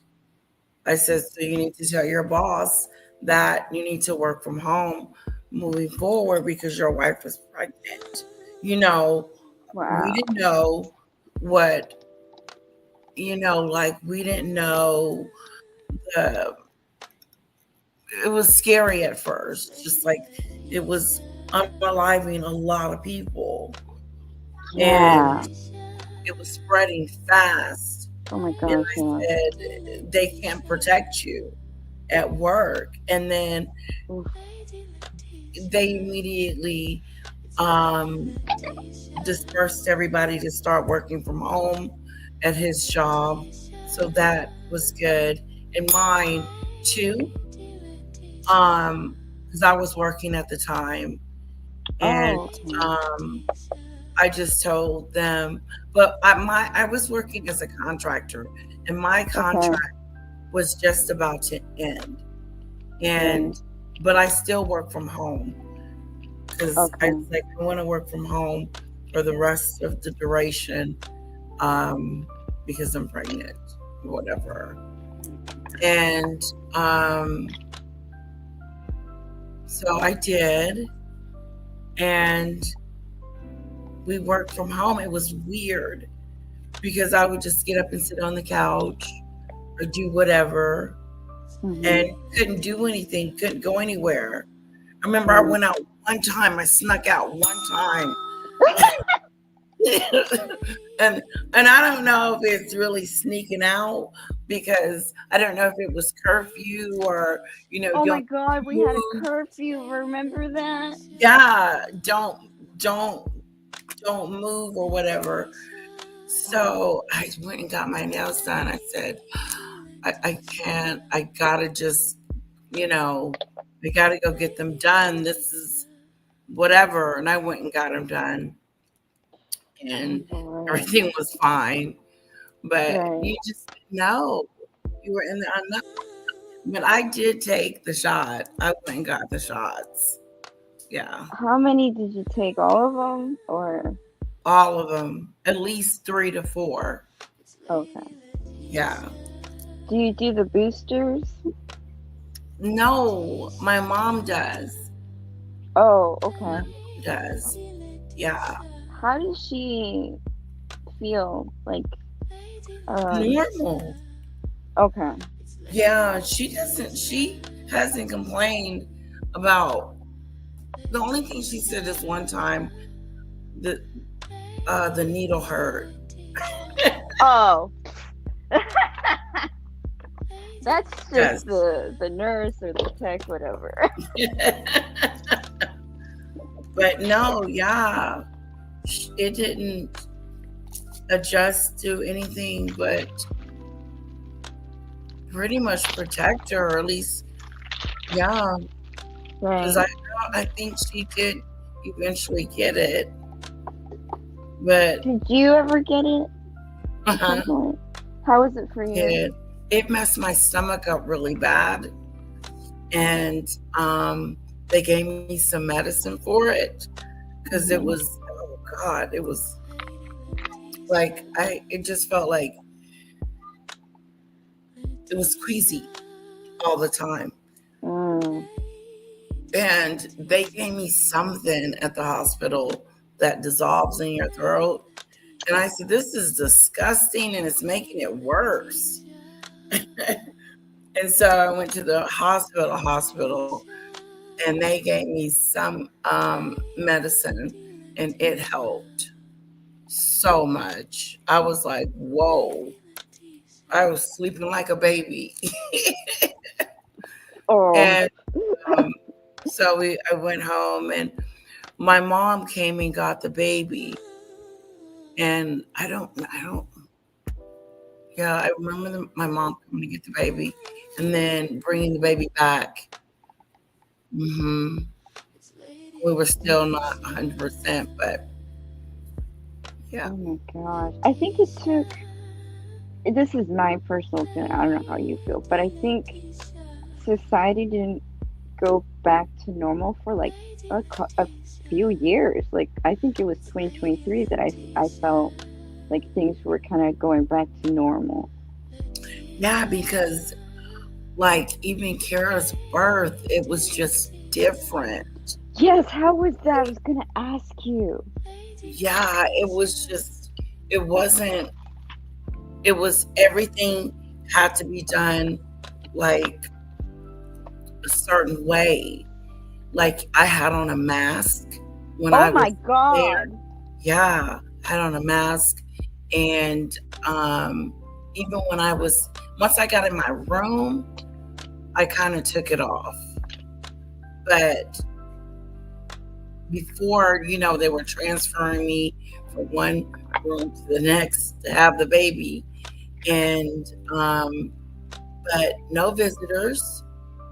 You have no visitors, and just you're that one person with you. Thank God, because I would have been through. I wouldn't have been able to do that by myself. Yeah. I would have been like, where is my husband? Like, why are y'all torturing me? Yeah. So he was there, and everybody else just kind of did it on video. So I didn't get the balloons. You know, I had fun. How they come to the hospital, come to see the baby. That's like part of the fun. Yes, it is. Of being, you know, and none of that happened. It was so quiet. I'm so sorry. That sucks so bad. It was. It did suck. It did suck. It was so quiet. Going down the halls, like I would walk sometimes, or I think, was I pushing the baby? I want to say I was pushing the baby, but anyway, oh my God, it was so long ago. But I just remember being in that room and she just being so little. Just so little.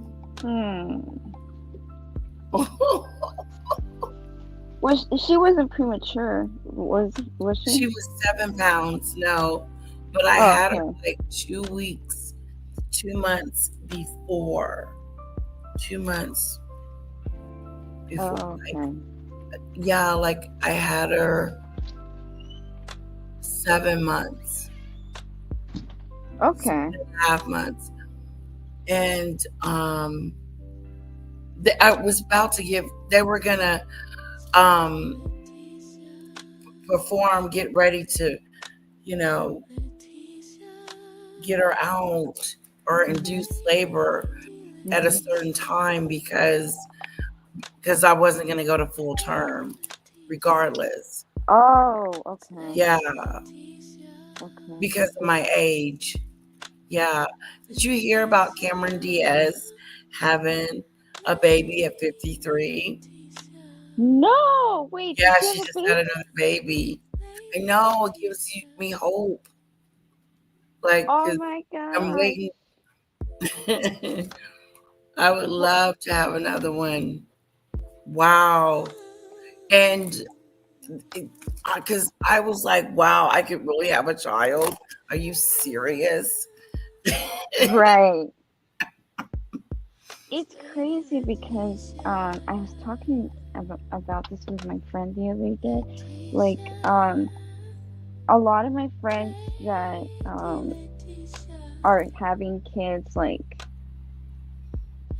don't have kids yet or just barely had kids. Remember, I'm like 35, so my friends are around my age. All of them went to college and graduate school, and so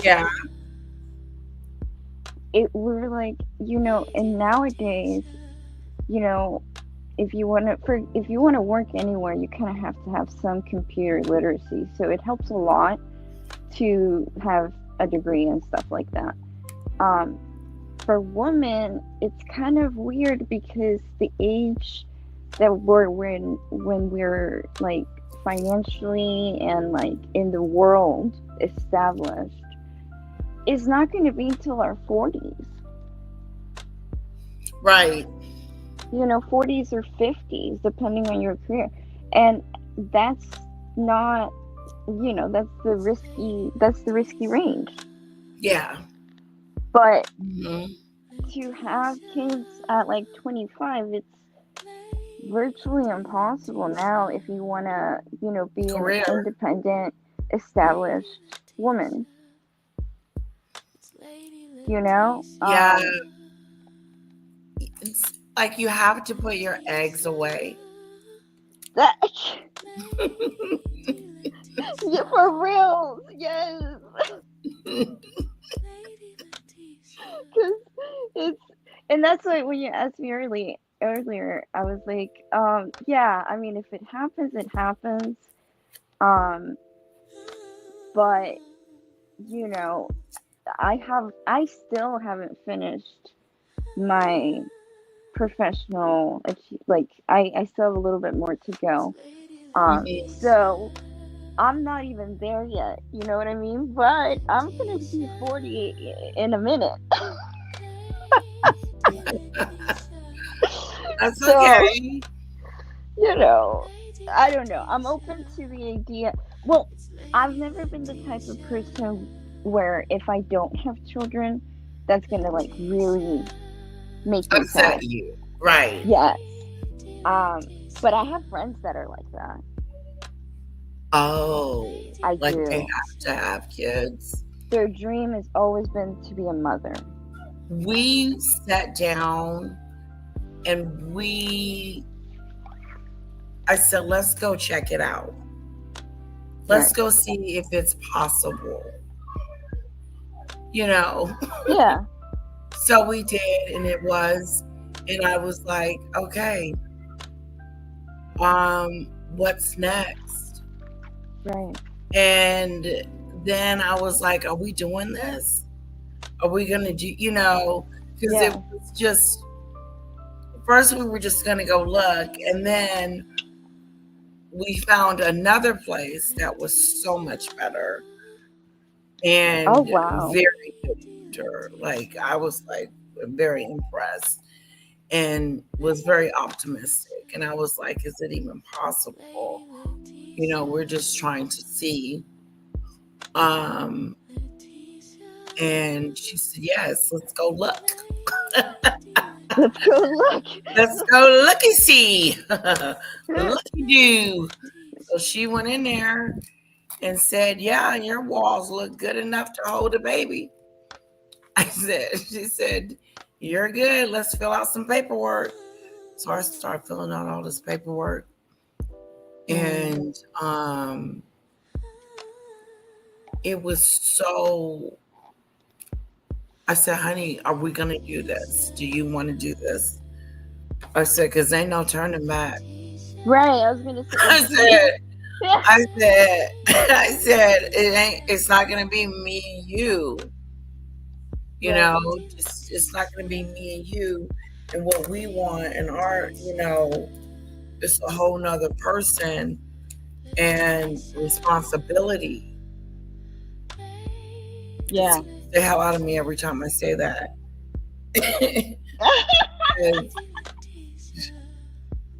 Woo. I would do a lot of things differently, probably in the beginning. But even now, changing habits and doing things differently with her is good. But yeah, when they said everything is good to go and they told me that price tag, I said, damn. I said, this is expensive. I said, That's what I was going to say. I've heard it's very pricey. Yeah, it just depends too. It could get up to hundreds. Not for me though. Okay, sweetheart. I guess it depends on like how the person's situation, right? Yeah, it really does. It depends on a lot of things, a lot of factors. I did have to go and have pre-surgery. She went in there and did something. Really? Clear some things away. She said, I call it clearing away. And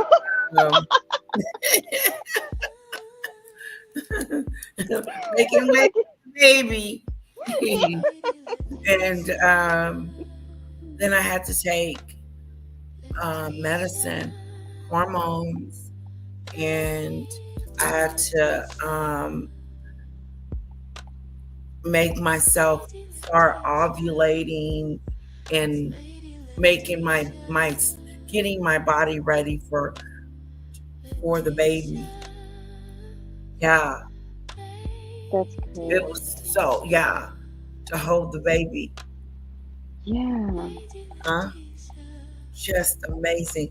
So every morning before we went to work, my husband would put a patch like on the side of my leg and let it sit for like 20 minutes and then rip it off and then give me a shot. Oh wow, was that part of the fertility treatment or whatever? Yeah, IVF. Oh, Yeah. And that's cool. so that happened for like 30 days. And then I think I had to, because I think it was, I forgot the name of the medication, but it was getting my body ready.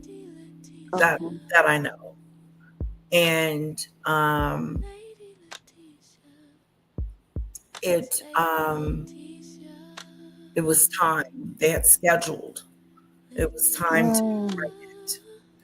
You know, this was like the big day to be.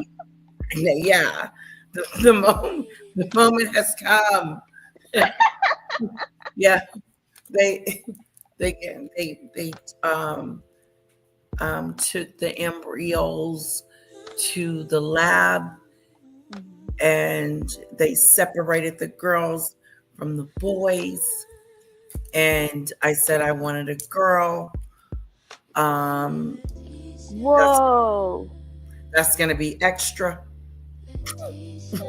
That's gonna be extra. It was extra for them to tell me genetically from girl to boy. And I said, I want that because I want a girl.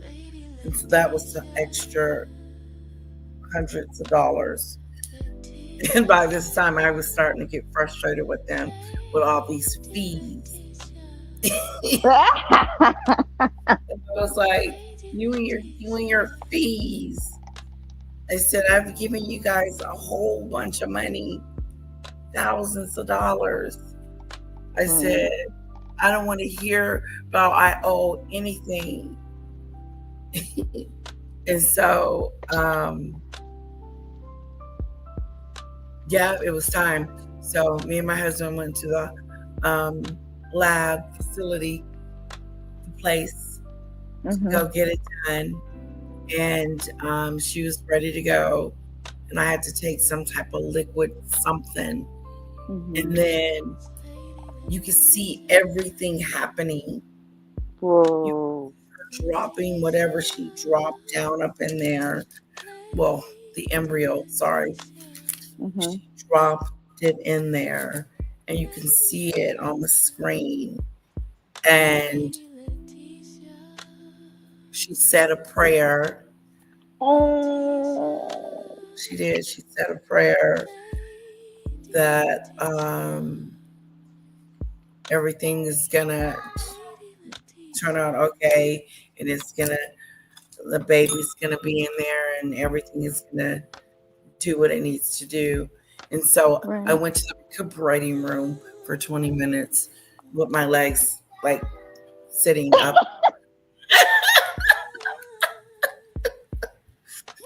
Yeah. Oh my God. Yeah. Poor Yeah. This is on my so back. uncomfortable.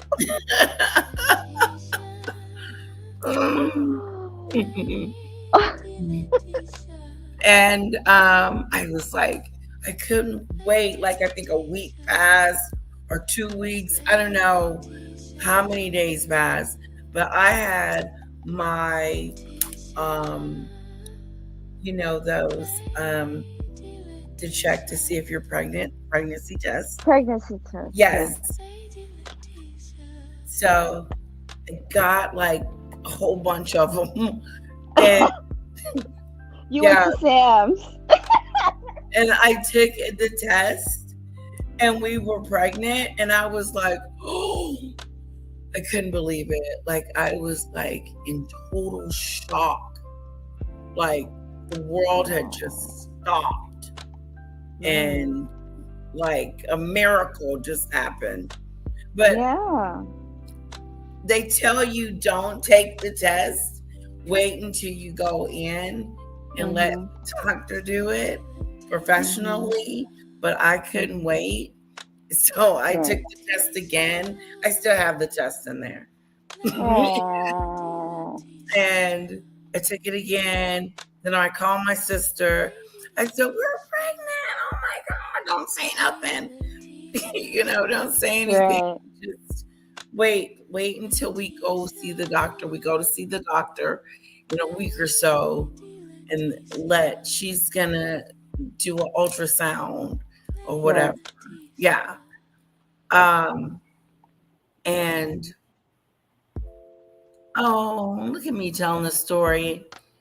And then I thought I had lost the baby girl. So yeah. So I started bleeding, right? Oh, right. Okay. Yeah. And I started freaking out. And I said, we got to go to the doctor. So. Oh my. I said, we got to go to the doctor. I said, I'm bleeding. I said, and they said I would spot. They said, you're going to be spotting.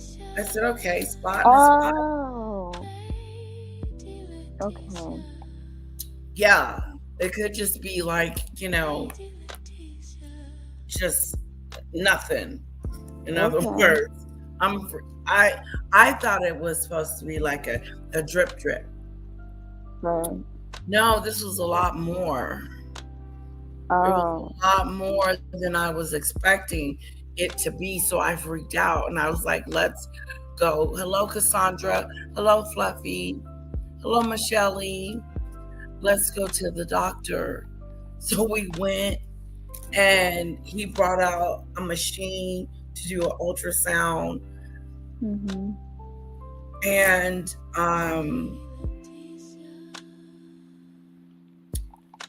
he said it's too early. He said it's too early to know anything. Yeah. He said, and nothing's coming up on the screen. He said it's just too early. And I was like, dang. I said, it's okay. It's just too early to tell. And he said, I'm sure you're just fine. But it's just, the baby is just too early to tell on our machines. Right. So we went on back home and we went to see we just prayed about it and moved on and said, just hope everything is okay. Right. And we went to the doctor, the fertility doctor, and she put it on us, did an ultrasound. At this time, you could see me like a little, barely like a little peanut in the ultrasound that the baby was there and that we were having a baby. Yeah. Yeah. And we got all excited. Of course. Hello, RGM. How was Eric when he found out? He was so excited. You should have saw him because they had to test his sperm count. Mm-hmm. So he had to go in there and do his thing. And he told me about it too. He broke it down to me. That's so awkward. And I was like, oh, okay. And they were checking his sperm count and all of that, and how they were swimming, making sure there was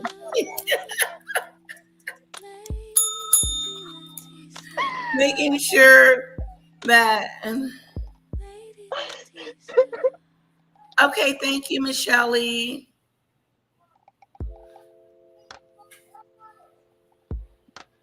Okay, I gotta get her something to do for like Tuesday, Wednesday, and Thursday. Week and Friday, because I got her something to do Monday and Saturday. Anyway, so I I'm asking him questions and stuff, and he says, I said, so what did they say about your account or whatever? Like, what they say? They said that I was really good. Like, oh wow. He said they're good. You know, there's a lot of them, and you know, just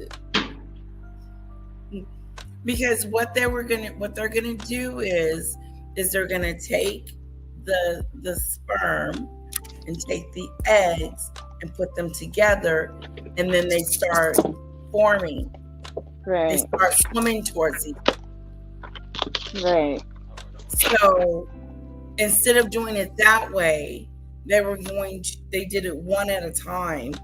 Just, I don't know why they did it that way. I didn't ask them to do it that way, but they did. And they did it one at a time, one egg at a time or whatever. And it ended up being like 14 embryos. But out of 14, wow, like 7 were good. Yep. So out of the 7, they liked the strongest ones, and they took Kara was the strongest. Wow, this is so interesting. This is so interesting. I'm not gonna lie. Like, it's okay. Wow. Yeah. Wow, they chose the strongest. I wonder how they choose them. You know what the metrics are. That'd be really cool. Wow, you are hungry. She wants another chocolate chip pancake. Yes.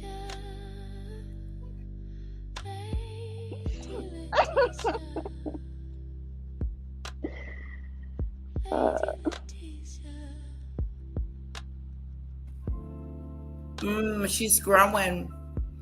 Yeah, I like telling that story. Our little story. And then I wasn't getting fat. Like, I was just already felt like I was big, like, and then I didn't really start showing to me until like 7 months, 6 or 7 months is when my stomach really started getting big. And right. Really, my sister bought me this pillow that I put in between your legs and like wrap up like a pretzel, but it made it feel so much. Yes. Yeah. I've seen that one. Yeah, you can. That's really cool. And then we bought a new bed. Oh, really? Yeah. What is it? One of the ones with the remote control? It has a remote. Yeah. Did it help? Yes, it did. Okay. Yeah, it did. Yeah, if I ever get pregnant, I'm definitely. I used to have one of those beds, but yeah, I was thinking about that because you can. I heard you get a lot of GERD, gastroesophageal reflux disease, or reflux. So my friend, she bought one of those, and she would sleep at a little bit of an angle. Oh. Yeah, because she got really bad reflux when she was pregnant. Oh. Yeah, like it was apparently like, you know, it has to do with your anatomy and all that stuff. But she's short. She's really short. She's small like I am. And apparently the baby was pushing on her stomach. Oh. You know? Yeah. So she would just have reflux all the time. So her and her husband bought one of the beds with the movable whatever, and she said that they had when they went to the mattress store, they asked if they wanted one where each person had their own. Yeah, that's what we got. Yeah, or the one where they share. The share. I couldn't imagine me sharing with my husband. Getting mad at him. Get out. I said that's like asking, do you want a divorce? Right. Yeah. And she quickly said, no, we're getting the one where each one gets. Yeah, we're gonna split the sucker. So yeah, yeah, I heard they help a lot. They help a lot. Hold on. Mommy.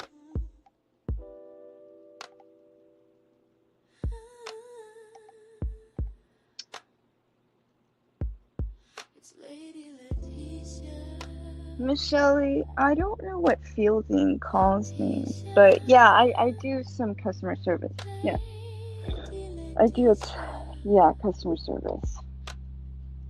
But what does fielding mean? I'm curious. Just I've never heard of that verbiage.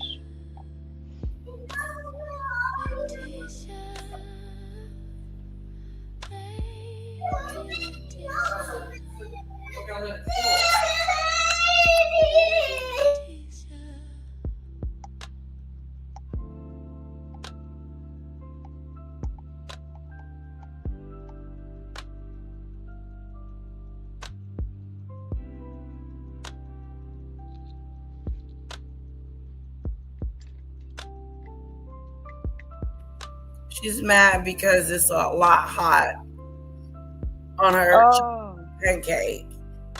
Daddy made it too hot. We think. Word on the curb. Word on the curb. The gossip is. Word on the curb is Daddy did something to the pancake. Okay. I think she's sleepy. Right. She's tired. Thank you. She said, I'm not sleepy. I said, yes, you are. Oh. Thank you, Lauren. Hello. Welcome. Yes, I've been chit-chatting. It feels so good to just hang out and chit-chat. Yeah. But I'll let you go because it sounds like a little bit it needs your attention a little bit. Thank you for having me. It is Mother's Day. It is my day. I should be able to do this without any interruptions. Right. I'm coming. Well, thank you for having me. Okay, I'll be in the chat while you close up. Thank you.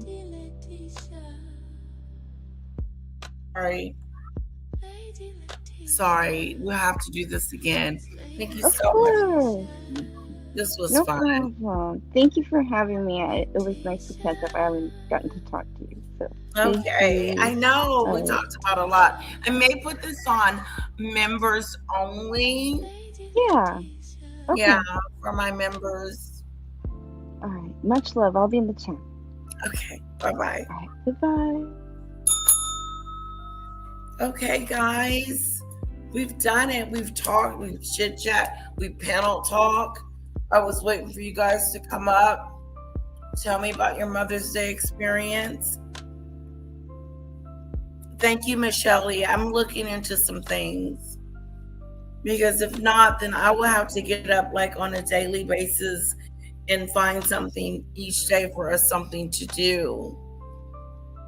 Because I can't have my daughter idle.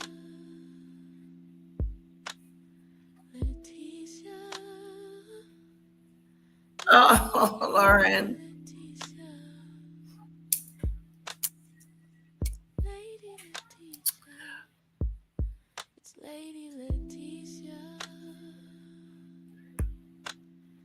Wow, this was fun. How long has I been online?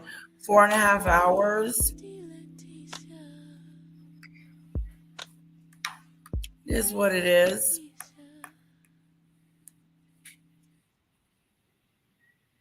I better let you lovely people go. And maybe I'll come back later. We'll have a midnight. Happy Mother's Day to all you beautiful mothers out there. Happy Mother's Day.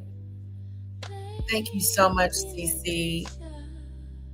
Pickles, Polly.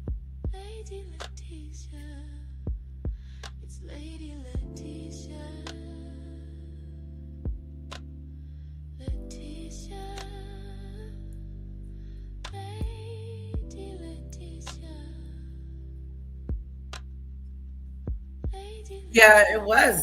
It was quite white.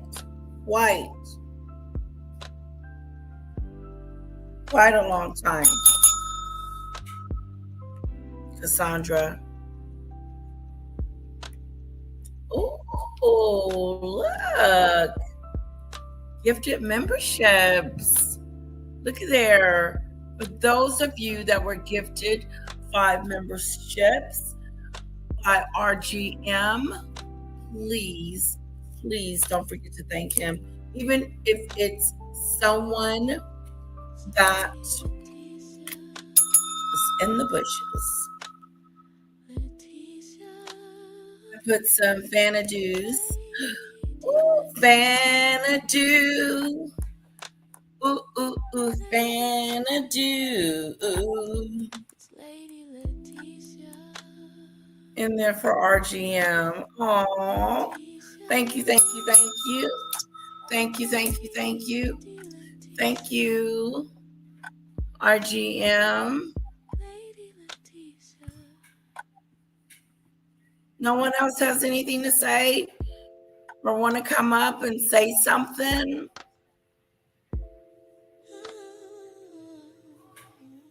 No? I talked Polly's ear off about me. I did.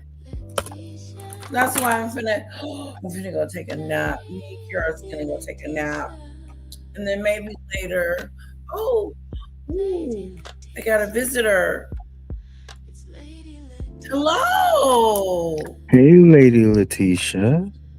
Hey, thank you so much, RGM, for the gifted memberships. Oh, no problem. Just wanted to say happy Mother's Day to you. Happy Mother's Day to all the mothers in the chat. Hope everybody gets to spend time with their children, whether they be in diapers or have children of their own that are in diapers. Right, exactly. So I just want to wish everybody a wonderful and blessed day tomorrow and tonight. I mean, why not tonight? Just I know it's like a whole weekend kind of a thing. Right. But that's all I wanted to say. I just wanted to say happy Mother's Day to you and all the other mothers here. And but I know you're about to cut it. You've had a long stream, and we appreciate you, Lady Letitia. You're always very nice and positive. Oh, that really means a lot to me. Thank you so much. You're welcome. Up to you have to come again and hang out. All right, guys, let's shut it down.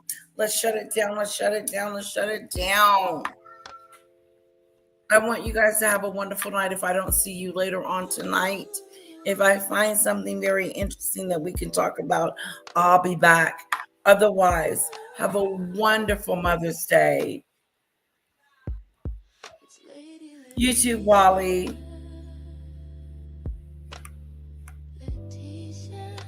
That's okay. I know I keep saying we're leaving, and then I keep staying. God, don't you hate that? I do it a lot. We were supposed to be off of this sucker an hour ago, but here we are.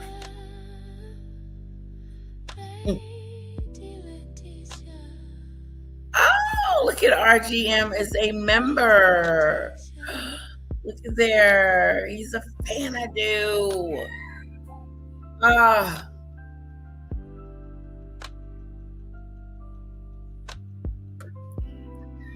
This is one of the best Mother's Days I've had in a long time.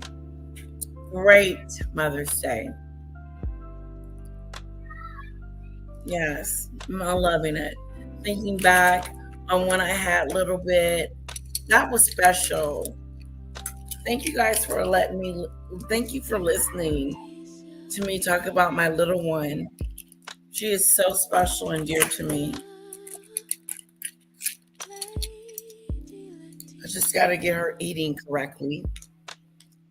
Lay off the soda.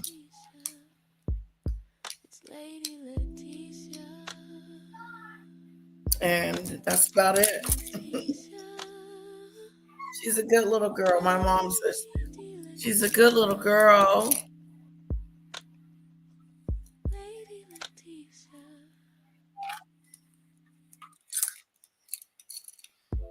Yeah, a little bit.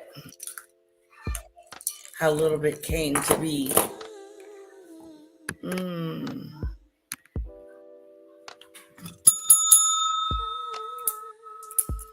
I wish we could play some music on the way out. But you know what? That would mess up the whole situation. You too, Lauren.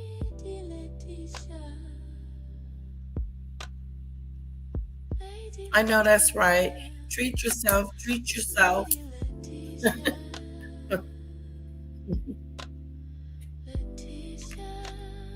What are you guys going to do? What are you guys going to do when you get off here? What?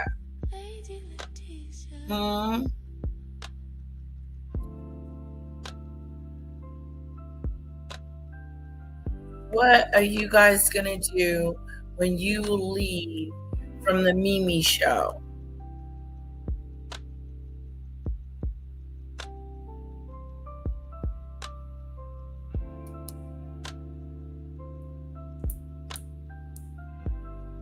Yeah, my heart, I don't know what happened to it. Came off.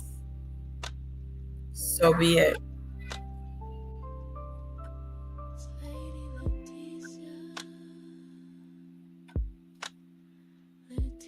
You too, Lauren. Oh, Polly's going to the gym. I thought someone said that. They're going to the gym. I gotta lose this weight. Oh my goodness gracious. Yeah, I've got to. We've got to work on it.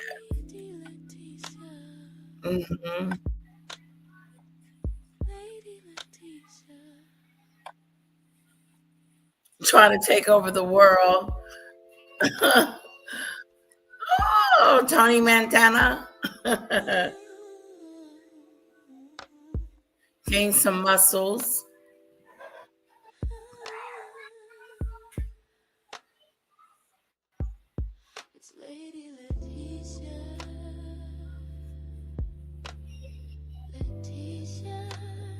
It's a quote. Yeah.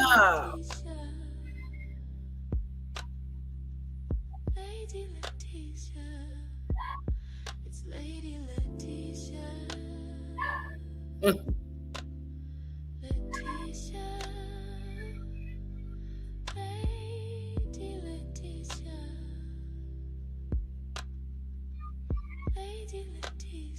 right.